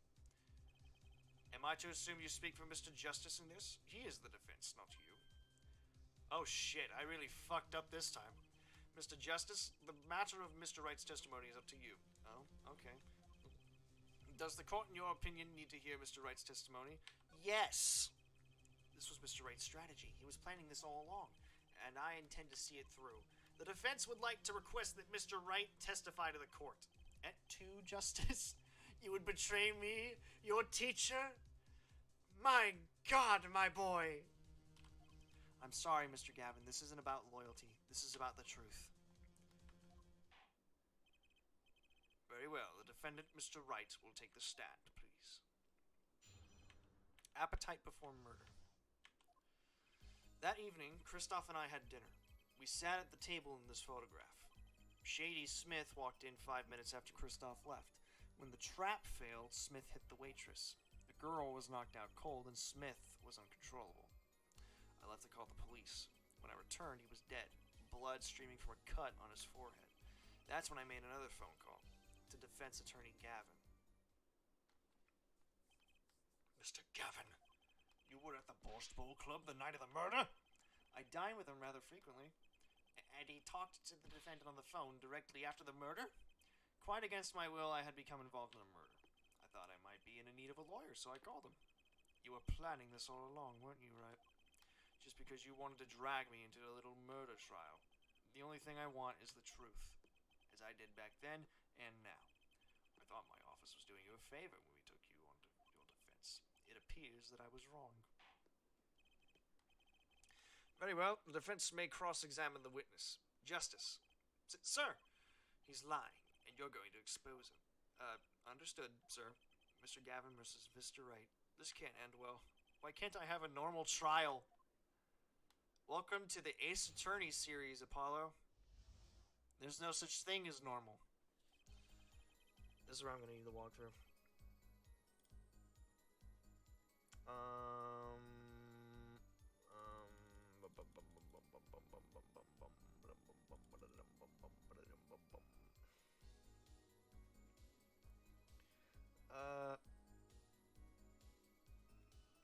Okay. Walked in 5 minutes. When the trap failed, Smith hit the waitress. About this failed trap. This is the same trap that Miss Olga O'Reilly mentioned? The plan was simple, elegant, really. You see, we set up a trap of sorts. I was to plant a card in Wright's pocket beforehand, and then deal 5 aces during one of their games. I'm kind of just basing it off the assumption that she's Irish or something, considering her name is literally O'Reilly. When their hands were revealed, Smith would call him out and search Wright. He would then pull out the card, plant a card, and the trap would snap shut. Swap the cards. Just like that. The legend would be dashed to pieces. Yes, a harmless prank in essence. It was by a quirk of fate that I happened to discover it. A quirk? I happened to put my hand in my pocket and found a card. The card she planted. Yes, I snuck a peek at it and found it was the 5 of hearts. I had a feeling something might happen, so I disposed of the card before the game. Disposed? Where? There was an empty bottle of grape juice I had been drinking right beside me. I threw the card inside the bottle. An empty bottle of grape juice. The murder weapon? Yes, I rolled it up and shoved it in. The colored glass makes it hard to see. A battle of wits between the deceiver and the would-be deceived. That sounds like terrific drama. A card inside the murder weapon, that's strange. Did the police miss it in their investigation? Maybe I'll take a look. Mr. Wright, the poker head of courtroom number 3 approves of this battle of wits. Please revise your testimony with this new information.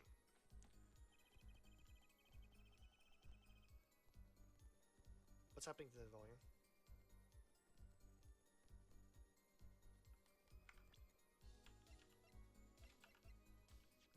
Let me take a look at the bottle again. Oh, I can't look at it?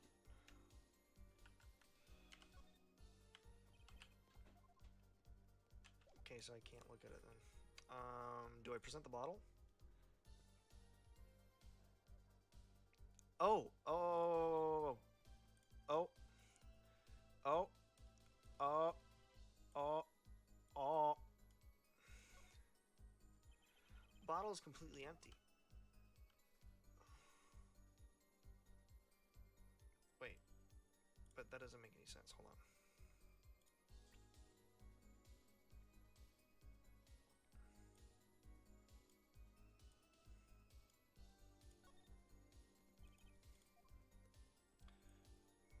Examine the bottom of the bottle. This is the bottom of the bottle.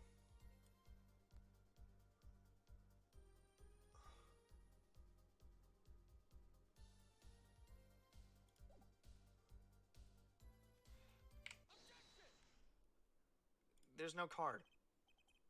Mr. Wright, if I may? Yes? I've examined the bottle and I don't see any card in here. No? What, Mr. Wright? Surely isn't all you have to say for yourself. I can't say that I know what happened to the card. I did put it in that bottle, however. Huh? Perhaps a 5th person came and took it out. Oh, and a 6th person could have helped. Mr. Gavin, Mr. Wright is your client. My apologies, Your Honor. I won't have you disparaging on our investigation either. We looked inside that bottle, there was nothing. So what's going on? Is Mr. Wright hoodwinking us again? Or did the card just disappear? In any case, please continue the cross-examination. I'm afraid decisive contradictions call for decisive evidence. Oh. Push him harder, Justice. Break him. It's just you and the witness in the ring. Go for the KO. Why do I get the feeling we're not on our client's side anymore? Because he's the actual murderer. Well, now what do I do? Now what?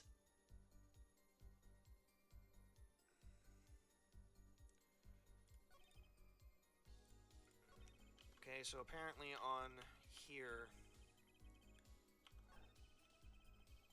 Hold on.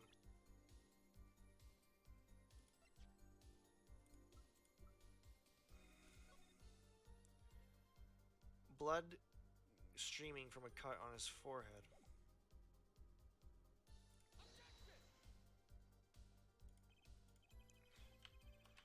Ah, shit. It's wrong. It's wrong.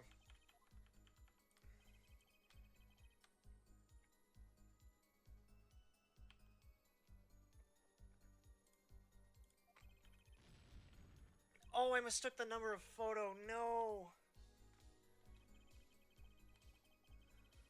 I mistook the photo. It's this one. You couldn't have known that.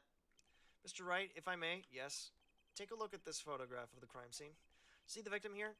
He's wearing a hat. I wouldn't think you could see blood on his forehead. Good point. Justice. Next time you point out an inconsistency, put a little more oomph into it. I forgot to mention something. I was the one who put the hat on his head. Eh? You? You put the hat on the dead man's head? He wore it through our entire poker game. After calling the police when I returned to the scene, his head was in full view. Shining bright, just like in this photograph. And I picked up his hat off the floor and put it on his head. Why'd you do a thing like that? All I can say is I'm sorry. But that's the only thing I touched at the crime scene. So Miss O really didn't see it. It being the victim's or his head. I think not. She was out cold. I believe I was the only one who witnessed his head. Ah, here we go again. Mr. Gavin, Pardon. It just seems that our client is determined to lie his way through this case. Hey, he's still our client, isn't he? I believe that's enough of that. Mr. Gavin, this witness's testimony is more like a travesty. It's riddled with lies. I'm beginning to see how you came to lose your attorney's badge 7 years ago. Well, you certainly have a unique way of treating your clients, Christoph. I never knew. I believe it was you who threw the first stone. Mr. Wright, if you intend to ever tell the truth about this case, it's now or never. Don't be misled. I haven't told a single lie here. Eh? When I noticed the trap, I put the card in the bottle to dispose of it. And when I put the hat on the victim's head, let's just say I had a reason for doing that as well. A reason? That reason is right here. Your cell phone? That night, recall that I spoke with the defense attorney Gavin after calling the police. Just in case, I recorded our conversation. What's this? Now that we're all here, I see no reason why I shouldn't play it back for the court. Christoph, I seem to be in a bit of trouble. What's this? Game not going well? Something like that. The gentleman who challenged you, he turned out to be good? He turned out to be dead. Someone hit him hard. You mean someone cracked that flawless bone chinapete? It wasn't you, was it? Me? Please, the cops should be here any minute. I mean, your hands should have come to that. Bone china plate? A kind of porcelain, very smooth and shiny, and not plate, but paint. I believe he was referring to a certain gentleman's balding forehead. The court appreciates the defendant's discretion in not indicating my forehead. Wait a second, something's not right about that phone call. So after Mr. Gavin ate dinner with you, he left the Borscht Bowl Club? Most certainly. Then how did he know? When did he see this bone china pate? Oh, that's right. Yes. That was when I began to see my good friend in a different light. Oh, fuck. Troubled, I returned to the crime scene. And when I spotted Mr. Smith's head again, I realized exactly what was wrong. When Mr. Gavin, the stage has been set, perhaps you would like to explain to the court? Exactly how did you come by your privileged knowledge of the victim's head? So, this is your reason. The reason why you put the victim's hat back on. Your point, Mr. Gavin? It's come down to this, hasn't it, Phoenix Wright? I will have order, Mr. Payne. Yes, Your Honor. I believe this court has been left with no other choice. Are you prepared to hear Defense Attorney Gavin's testimony? Well, as prosecutor, Very well. We will break for 10 minutes, after which Mr. Gavin will take stand for a cross-examination. Are we all clear on that? Crystal clear, Your Honor. Very well. This will be the final recess for the day. Aw, man. Okay, we're gonna end the stream right after this, because I only planned on it for being 2 hours. I didn't expect this to happen. not now, dog. Mr. Gavin and Mr. Wright are both in the judge's chambers. Who'd have thought today would turn out like this? May I? Oh, Trucy! Huh? What? Hello, sir. Please, pick a card.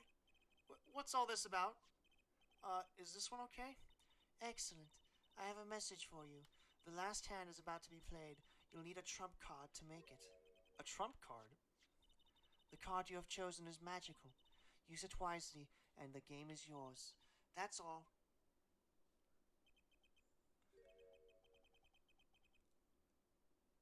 Oh. There's blood on it. This was the ace. Mr. Smith's hand had 3 aces and Mr. Wright's 2. It's 5 aces in all. It's true. I have seen it. The 5th ace. There was cheating, I swear to you. The missing 5th ace. Wait, this blotch of red. Is this blood? You have your... Oh, sorry. You have your trump card. Now it's up to you to cut the deck and draw the truth. My father's fate is in your hands. I know you can do it. This blood-stained card is my trump card for finding the truth? Did you just miss the part where she said my father's hands are invaders in your hands? I fell deep into thought as my mind raced to understand what this all meant. That girl, I'd seen her recently, but where? That's when I made the connection.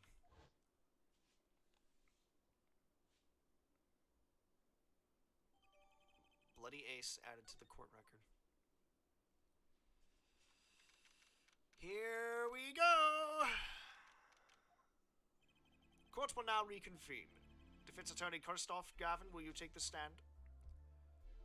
Hi, Teachy. Macy, I can't. I'm in the middle of something. Now then, if you would, Mr. Payne. Yes, Your Honor. Well, Mr. The witness state his name to the court. Is this fast necessary, Your Honor? Believe me, far stranger things have gone on in this courtroom. Fine, I'll play along. First, there's one thing we need to have made clear. How did you know about the secret beneath the victim's hat? By secret, I'm guessing he means the fact that Mr. Smith was bald. Forgive my curiosity, but what is it about this fellow's head? Your Honor seems to have inordinate interests in it.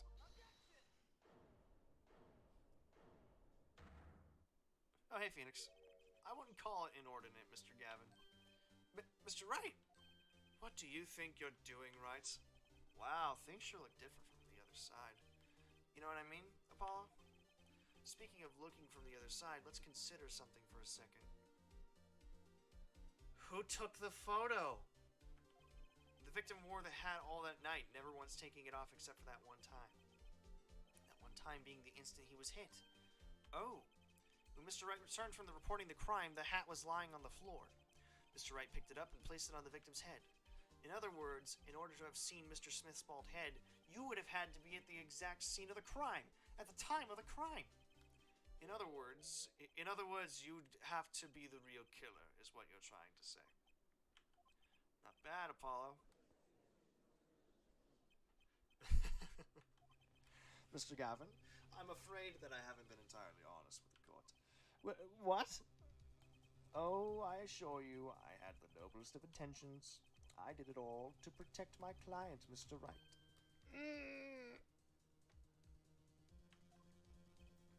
Yet, I'm afraid the current situation, I see little reason to hide anything. Very well, allow me to tell you the truth of what happened that night. Finally, you may begin your testimony. Tell us, how were you involved in the events of the fateful night? You're going down, Chrissy.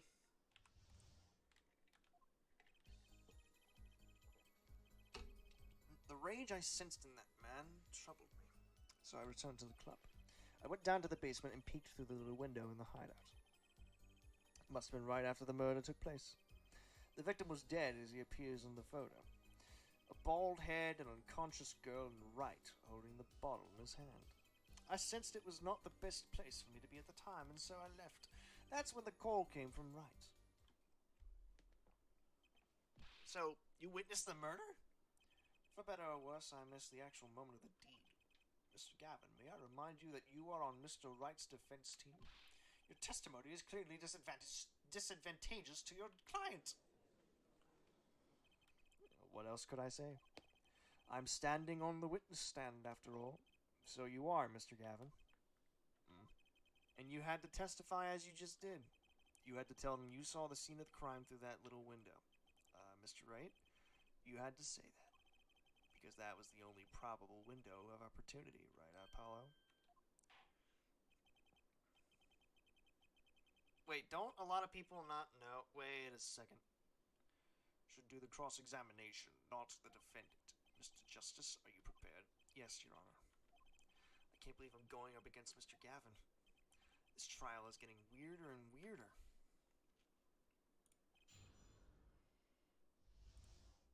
Oops. Too far.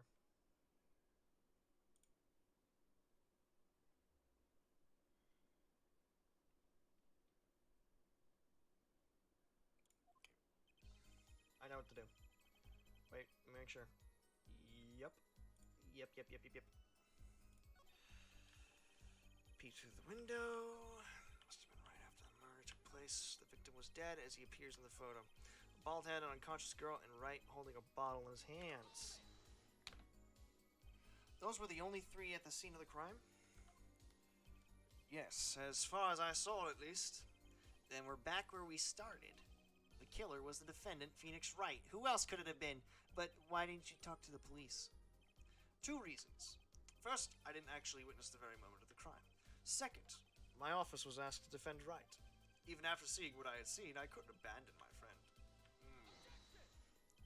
There must have been someone else there at the moment of the crime. Justice, I just said I saw no one, not a soul. But that goes against what Mr. Wright said. Ah yes, this mysterious 4th person. Who could conveniently be the real killer, I suppose? Glad to see we agree, Mr. Gavin. Let me pose a question then. Tell me, what possible reason did the killer have to swap cards in the victim's hands? Perhaps you can show us a reason why such a thing would be necessary. Remember, Apollo, the card that was swapped out was the 5th ace. Right. Well, Mr. Justice? Yeah, it's the card. Can you point out the reason? Yep, sure can, Your Honor. It's now or never. The defense would like to present evidence to the court. Evidence showing the reason why a card was swapped out. Wait, you don't actually have the card, do you? Then go ahead and point out your reason, Mr. Justice. Why did the killer take the 5th ace? Because it was covered in blood! My reason is, this. Is that an ace? Why, it's got blood on it. Right next to the spade. What? This is insane. Why wasn't I told about this? Why? Could this be? Could this be the missing 5th ace? Inconceivable. How could you... What are you doing with that card? Well, that's the thing. Why is Mr. Gavin so upset? It's just a fishy card from some fishy girl.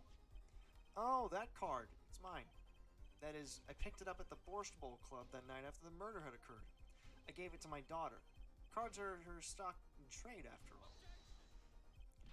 No! Impossible! Unacceptable! The court can't accept this evidence. It's a fraud! A fraud? How can you be so sure? What? I would think that the only person who could claim it was a fraud would be the one who took the real card from the crime scene. The real killer. Allow me to elaborate. What if this trace of blood was the reason? The reason for the killer to take the card from the scene of the crime. Where are you going with this? Take another look at the photo and at the victim's head. At the moment of the crime, his hat fell to the floor, and a trickle of blood ran from his forehead down to the back of his head. Couldn't a drop of that blood have fallen on one of the cards? I suppose. The killer then took the card to hide the blood. Regardless, that evidence is non-permissible. Oh? Right.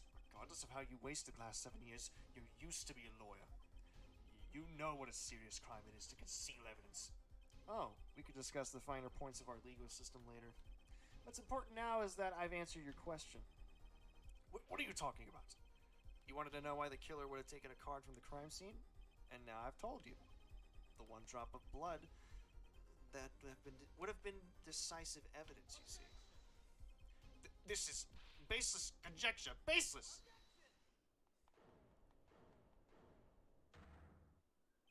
Oh, I assure you it's quite based. What? It's amazing, really, how a single drop of blood on a single card can lead us to the truth. It's quite simple. Well, Apollo? Yes? Try picturing the scene of the crime. In your head. Oh, this is the weird... Oh, this is a weird... Oh, this is a weird... Oh, I hate this. The murder took place in the hideout. The body of the luckless victim was found at the poker table. I gotta sneeze. Sorry. I'm good. And before the killer swapped the card out, there was a single card with a drop of blood on it in the victim's hand. Given this, there is one decisive problem with this scene. Well, what is it? Let's keep it simple, shall we, given that there was a drop of blood on a card. Whose position in this diagram doesn't fit? The victims, the killers, the witnesses, the second witnesses. Whose position doesn't fit with the bloody card? Well, the guy looking through the fucking window, obviously. The second witness is the position is the problem. The second witness? That would be Mr. Gavin, yes? The second witness's position is far less problematic than yours right now, Justice. Or perhaps perilous is a better word. I cannot see what the bloodstained card has to do with the second witness's location. God damn it! You fuck!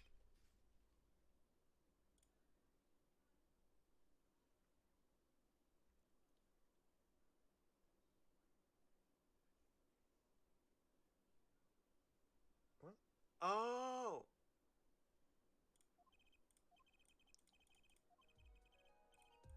I'm a dummy. I'm a dumb. I'm a dumb.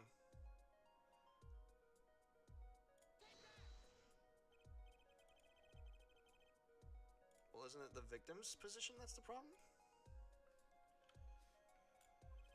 I don't follow your logic here, Mr. Justice. Well, look, the victim was struck on the head, sending him back in his chair. You'd think any blood would have fallen behind the body, not onto the table in front of him. Ah. Take a look at the photo again. If he bled in this position, the blood would fall on the floor, not on the cards. Why, that's right! So, what does this mean? Incidentally, we were sitting in swivel chairs. Swivel chairs? Oh, man. Apollo, try turning the chair around. The chair was facing the other way? It would have to be. So we have to assume that at the time of the murder, the victim's chair was facing away from the table. When Mr. Wright returned from informing the police, which way was the chair facing? When I came back to the room, the body was facing as seen in this photo. That would mean the killer turned the chair back around. Shit. Let's take the next step. Look at the diagram once more. We now know the victim was facing away from the table at the time of the murder, but this creates another significant contradiction. Again? Let's test your reasoning skills again, shall we? Apollo, whose location on this diagram contradicts our new understanding of the crime? The victim's the killer is the witness, the second witness is. Is it the second witness this time? Oh, the killer. Yes. Yes. The killer. The killer. The victim was struck from the front, correct? Indeed. Well, wouldn't it be hard for the killer to hit him from the front? Sitting where his indicator currently is? I would think it'd be quite hard, yes. Yes, but what you're saying makes no sense. Why would the victim suddenly turn to face the wall in the middle of a game? I believe a sufficient reason will soon come to light. What? There's something in this diagram that makes far less sense, actually. Look once again at the diagram. Apollo, if the victim was struck while he was sitting as shown here, where would his assailant be standing? Try marking on the diagram. What? But there's no room to put a mark. Don't worry. Let's think it through and see what we get. You know, the victim was facing toward the wall at the scene of the crime. That's the only thing we know for sure. Try to forget about everything else. Where would the killer have been standing to strike our victim from in the front? He would have literally been standing right here. The killer had to be standing, well, here. You get points for flair, but that's about all you get. I thought I was onto something there, too. I hardly need to point out that standing there would be impossible. The victim is facing a solid cupboard. Or are you claiming the killer climbed into the cupboard and hit him from above? It's simple logic, really. If this was the only place the killer could have been standing, then that means at the very moment of the crime... Wait, I know! At the moment of the crime, the cupboard wasn't there. What's this now? No, I mean, that's the only explanation, right, Mr. Gavin? Shit. Your Honor, I have a suggestion for the defense. We should arrange to examine the cupboard in the hideout immediately. Bailiff, send a team to the crime scene immediately. Have them try to move the cupboard. Your Honor? What? There's one more thing you mentioned to look for. Please give this to the bailiff. Yes, I see. You do belong in the courtroom after all, Mr. Wright. I do my best. Did Gavin get rid of his badge? But let's forge ahead while we wait. Look at the diagram once a fucking again. How many times are you gonna pull this diagram out, Phoenix? the killer was standing here at the time of the crime, then this cupboard wasn't here, which means, Apollo, try moving the cupboard. Oh! He couldn't look through the window!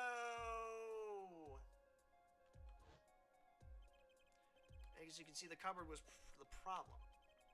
At the time of the murder, it has to have been as shown here.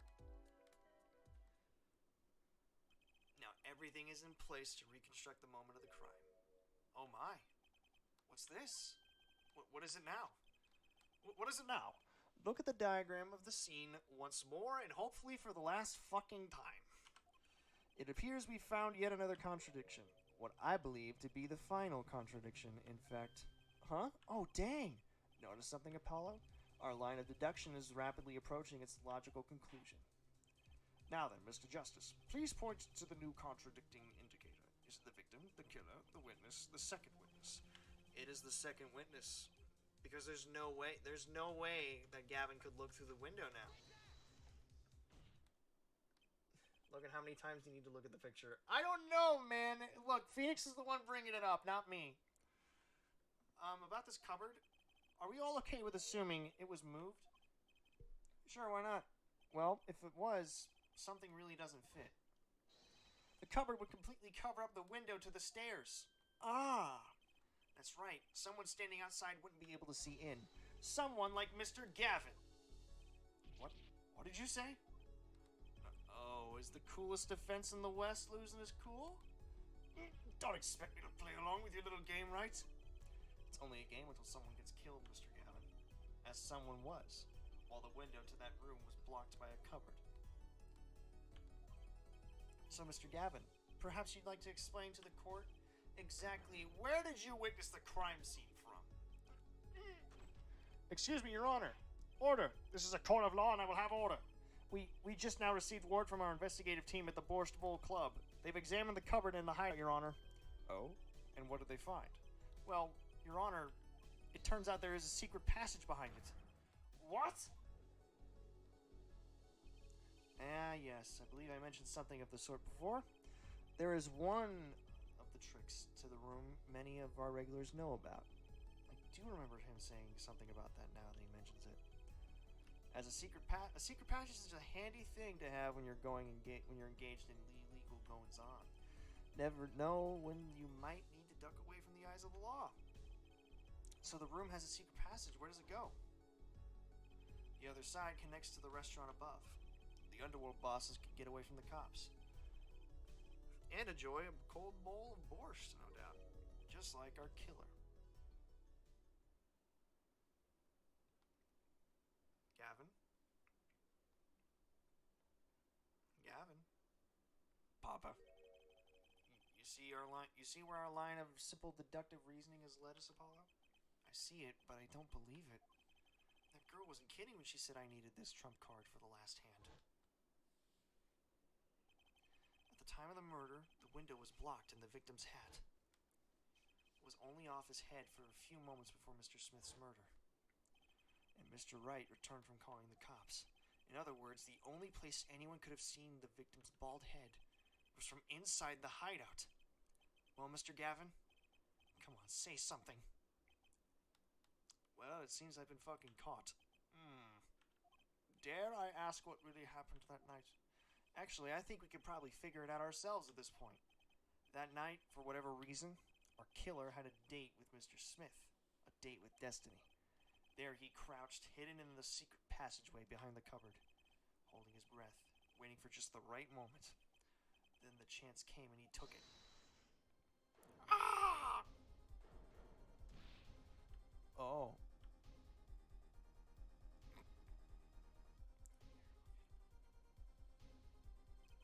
Miss Olga O'Reilly was out cold, struck by Mr. Smith. But his time was soon to come. Mr. Wright went upstairs to call the cops, leaving Mr. Shady Smith alone in the hideout with the unconscious dealer. Then our killer stepped out from the secret passage and into the hideout. The victim must have heard the cupboard sliding aside. He wheeled his chair around to look, and after the deed was done, criminal must have seen the blood on the card. He would have, of course, realized the need to destroy the evidence. That single spot of blood told the whole story of the crime. Too bad for him he didn't linger any longer in the hideout that night. If he had, he might have noticed the cards on the floor. And the fact that they were all red.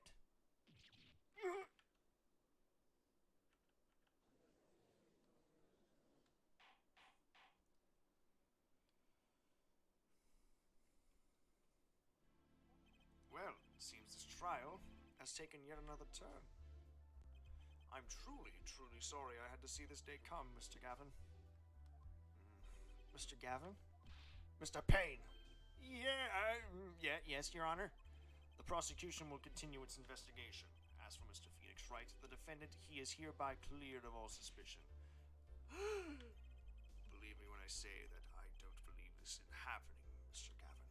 But I'm afraid circumstances call for me to issue a reward for your arrest immediately. Absolutely fucking not.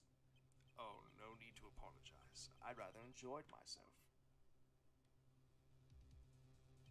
It's not every day you get to witness a legendary attorney's dirty tactics firsthand. Your point, Mr. Gavin? Frankly, Your Honor, I'm shocked that a person of your caliber would be taken in by such low-grade parlor trick. Excuse me? The defendant is cleared of all suspicion. This is hardly the time for jokes, Your Honor. Mr. Wright hasn't proven anyone's guilt or innocence yet. What he has done is use illegal evidence to put the blame on someone else. And not just anyone else, but me, his own defense attorney. Illegal evidence? Let me ask you, Mr. Gavin. Is there still any reason at present to suspect me of wrongdoing? Of course. This bottle, for instance. The bottle of grape juice Mr. Wright was drinking. How do you intend to explain away the fingerprints on the murder weapon? And not just any fingerprints. Am I right, Mr. Payne? Actually, yes. The fingerprints on the bottle were upside down. I seem to recall this being an issue earlier. The court and this case demand an explanation. I can think of only one reason why one would hold a bottle upside down, and that is to hit someone with the bottom of the bottle. Well, Your Honor. See how the codfish squirms to the last. Well, Apollo, yes, your boss seems awfully concerned about this bottle still, but I'm sure you can come up with a suitable explanation. Just like that? Yeah. Just what? Just like what? Why would anyone grab a bottle upside down other than to... Don't let him trick you into thinking his explanation is the only legitimate one. Legitimate one? Is there really another? Take another look at the court record. I believe you'll find a simple answer there, in plain sight. How about you just say the answer in plain words?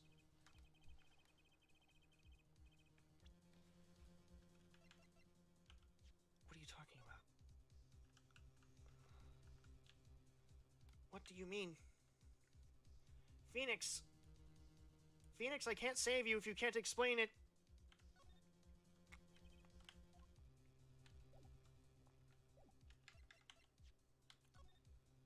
What, is it the tape?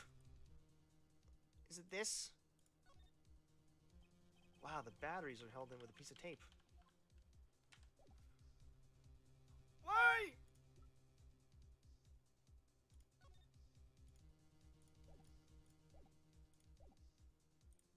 Well, Mr. Justice, Mr. Gavin said that the court and this case demand an explanation. Don't worry, justice won't leave until justice is done.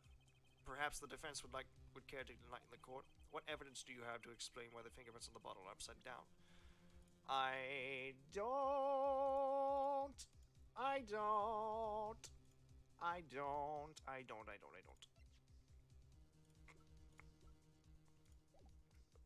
Olga's photo?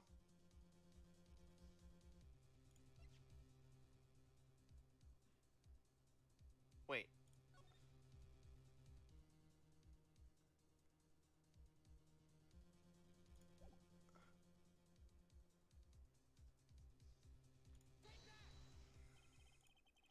It's actually easier to show than explain, Your Honor. Place that bottle on the floor next to your chair. Excuse me? On the floor?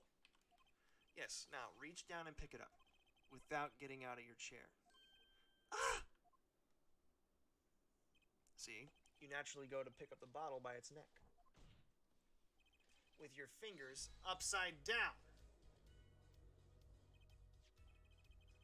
Look at this photograph taken on the night of the murder. The defendant, Mr. Wright, sat here, playing piano, bottles of grape juice on the floor and to the side of his piano bench. You would have naturally picked up the bottles upside down several times. Wow. I can't believe it was that simple. Recall our dinner that evening, Christoph. I was drinking my usual juice then, too. Basically, you used the bottle on the table to do the deed. But then you must have remembered. So you went and picked up one of the bottles from under the piano. You switched the bottles. You took one of Mr. Wright's bottles and made it look like the murder weapon.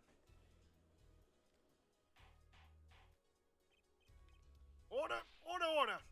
What do you have to say to these charges, Mr. Gavin? That is complete bullshit. Fascinating. So this is the legendary attorney's famed tactic of misdirection. What? You claim that I switched the bottle. Where is your proof? Proof? Well, that's, as I thought, more baseless conjecture. I'm afraid your bottle of proof is quite empty. I wouldn't be so sure about that. What? Your Honor, when you initiated the investigation of the hideout earlier, do you recall I requested an additional investigation? Ah, yes. I have your memo about that here. Retrieve the bottles from under the piano at the Borscht Bowl Club. And here's one of the bottles in question. What are you going to do, dust that for fingerprints? I would be surprised if any were on that, but his. Mr. Gavin probably wouldn't make such a novice mistake, true. That bottle won't bear any trace. Say, Apollo. Yes? Why don't you go ahead and examine the bottle? But why? Just humor me. Mr. Wright, the bottle will solve this case once and for all. What? That's some bottle. Grape juice. How long has it been since I drank? Yeah, apparently it's Mr. Wright's favorite drink. Wait, is there... Oh... There's something inside the bottle.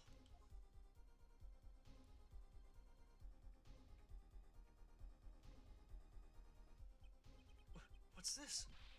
That card. It can't be. Recall that unpleasant woman's testimony for a moment. Miss Olga O'Reilly? Yes, our little swindling Devotchka. That night I planted the card like I was supposed to, and Wright lost the last hand, just like he was supposed to. Then Smith searched him, but the planted card was gone. The trap failed. Wait, this isn't...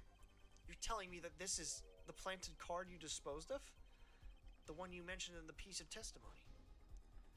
I happened to put my hand in my pocket and found a card. Yes, I snuck a peek at it and found it was a 5 of hearts. I had a feeling something might happen, so I disposed of the card before the game. Disposed? Where? There was an empty bottle of grape juice I'd been drinking right beside me. I threw the card inside the bottle. The 5 of hearts. This is the card. The bottles were swapped. And the only one who could have done that was the 4th person in the club that night. You, Mr. Christoph Gavin. Uh-oh. Breakdown. Breakdown time. Shit.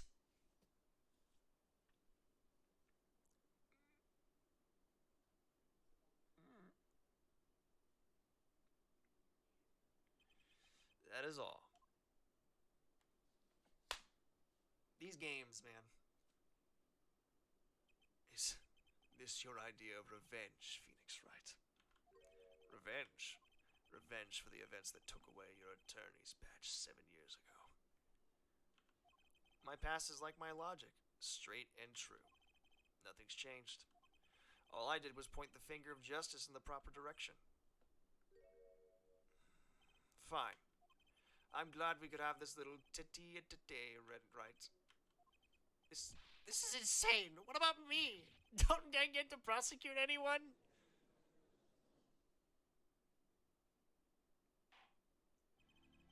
I believe it's this time we finally come to the end of our trial.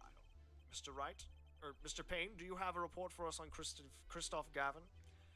He's admitted everything. We're processing his arrest now. I see. Still, one has to wonder why he would do such a thing. He didn't even have a connection to the victim, did he? None that we know of. Mr. Wright, have you anything to add? I'm afraid I can't shed any more light on the matter. About this victim, Mr. Shady Smith. His occupation was listed as traveler, an odd profession to be sure, and that's all we know about him. I'll arrange a follow-up investigation, Your Honor. Good, Mr. Wright. Yes. 7 years, and you still haven't lost your touch. Christoph Gavin was a man with much significance for me, both as a friend and a lawyer. He was extremely talented, to be sure. I needed 2 things before I could confront him. The first was a place where no injustice would be tolerated, this courtroom. The second was a man who would tolerate no injustice. In other words, a defense attorney. You, Apollo. Me? A dark time is coming for our legal system. A twisting of justice brought on by our very own court system. We have to set it right. Mr. Wright. Our work lies ahead of us, and I, for one, am looking forward to it. Well, this seems like a good time to announce a verdict. This court finds the defendant, Mr. Phoenix Wright, not guilty. We did it. We solved the case. And my hand has hurts. Court is adjourned. April 20, 4:28 p.m. District Court, Defendant Lobby number 3. Thanks, Apollo. Came through just like I thought you would. I'm pretty sure I didn't do anything in there. It was you who cornered the killer. I couldn't have done it by myself. You sensed it too today, didn't you? Your ability? Ability? Yes, a sensitivity I lack. You'll come to understand it soon enough. Wait, I wonder if he means... I have one question for the witness then. You say you saw the moment the defendant hit the victim. Is this true? Of course it's true. What's this weird vibe I'm getting? What was that, Mr. Wright? You'll have to find the answer to that question yourself. The answer, right. Today was full of questions without answers. Most of them about Mr. Gavin. What possible reason could he have had to commit murder? Perhaps you'll learn that in the days to come. Huh? What, you don't know, do you? This locket is the key. Huh? Oh, that reminds me. I met the girl whose picture is in your locket. Your daughter, right? That's right. She's my daughter. You know, you were right about this locket. I took this off his neck the night he died. But it looks like our dear Russian scam artist saw me. So the truth is, this locket really did belong to him. Wait, but that's perjury! You testified. You said that locket was yours. I said no such thing, actually. Huh? I merely said it was a locket with my daughter's picture inside. A subtle distinction, but a distinction nonetheless. And it's the truth. Wait, but then why? Why was the victim wearing a locket with a picture of your daughter inside it? Sometimes the straightest path to the truth isn't the best one. Give it time. You're still just getting started with your career. Speaking of which, I may be out of a job. I work for Gavin Law Offices, after all.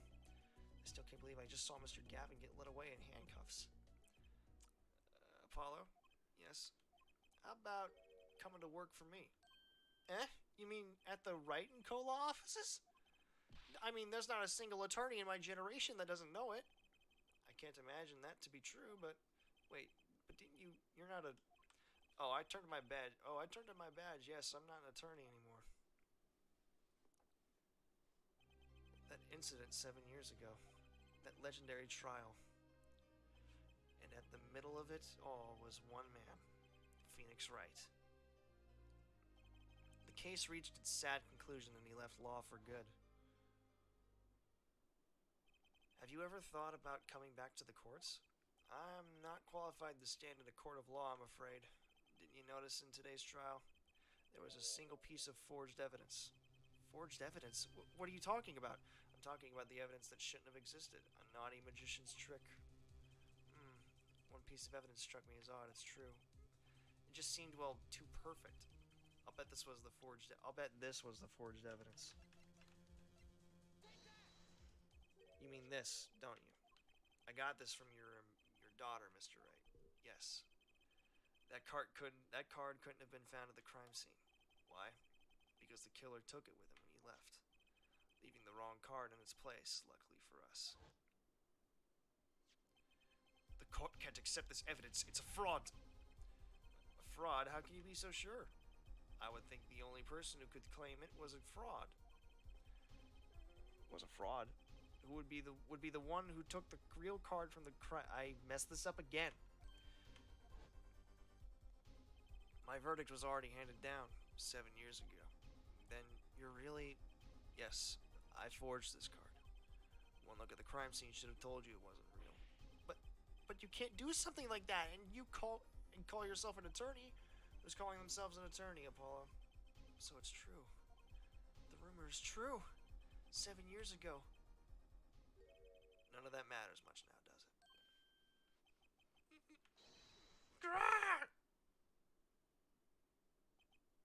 Did I just punch him? I put...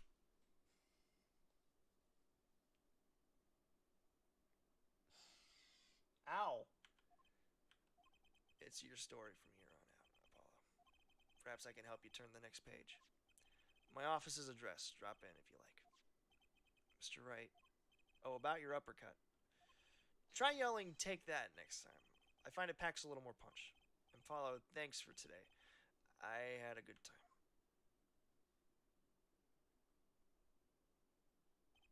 And with that, Mr. Wright walked out the door. And that's how my first trial ended. A lot of mysteries went unsolved. And at the time, I had no idea they were all related.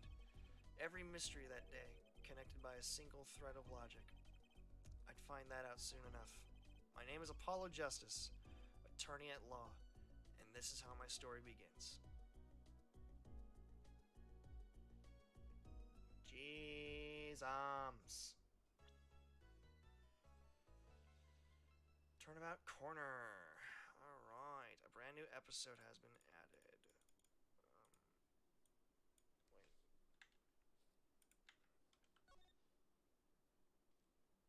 Yes, please. Yes, please save. So, because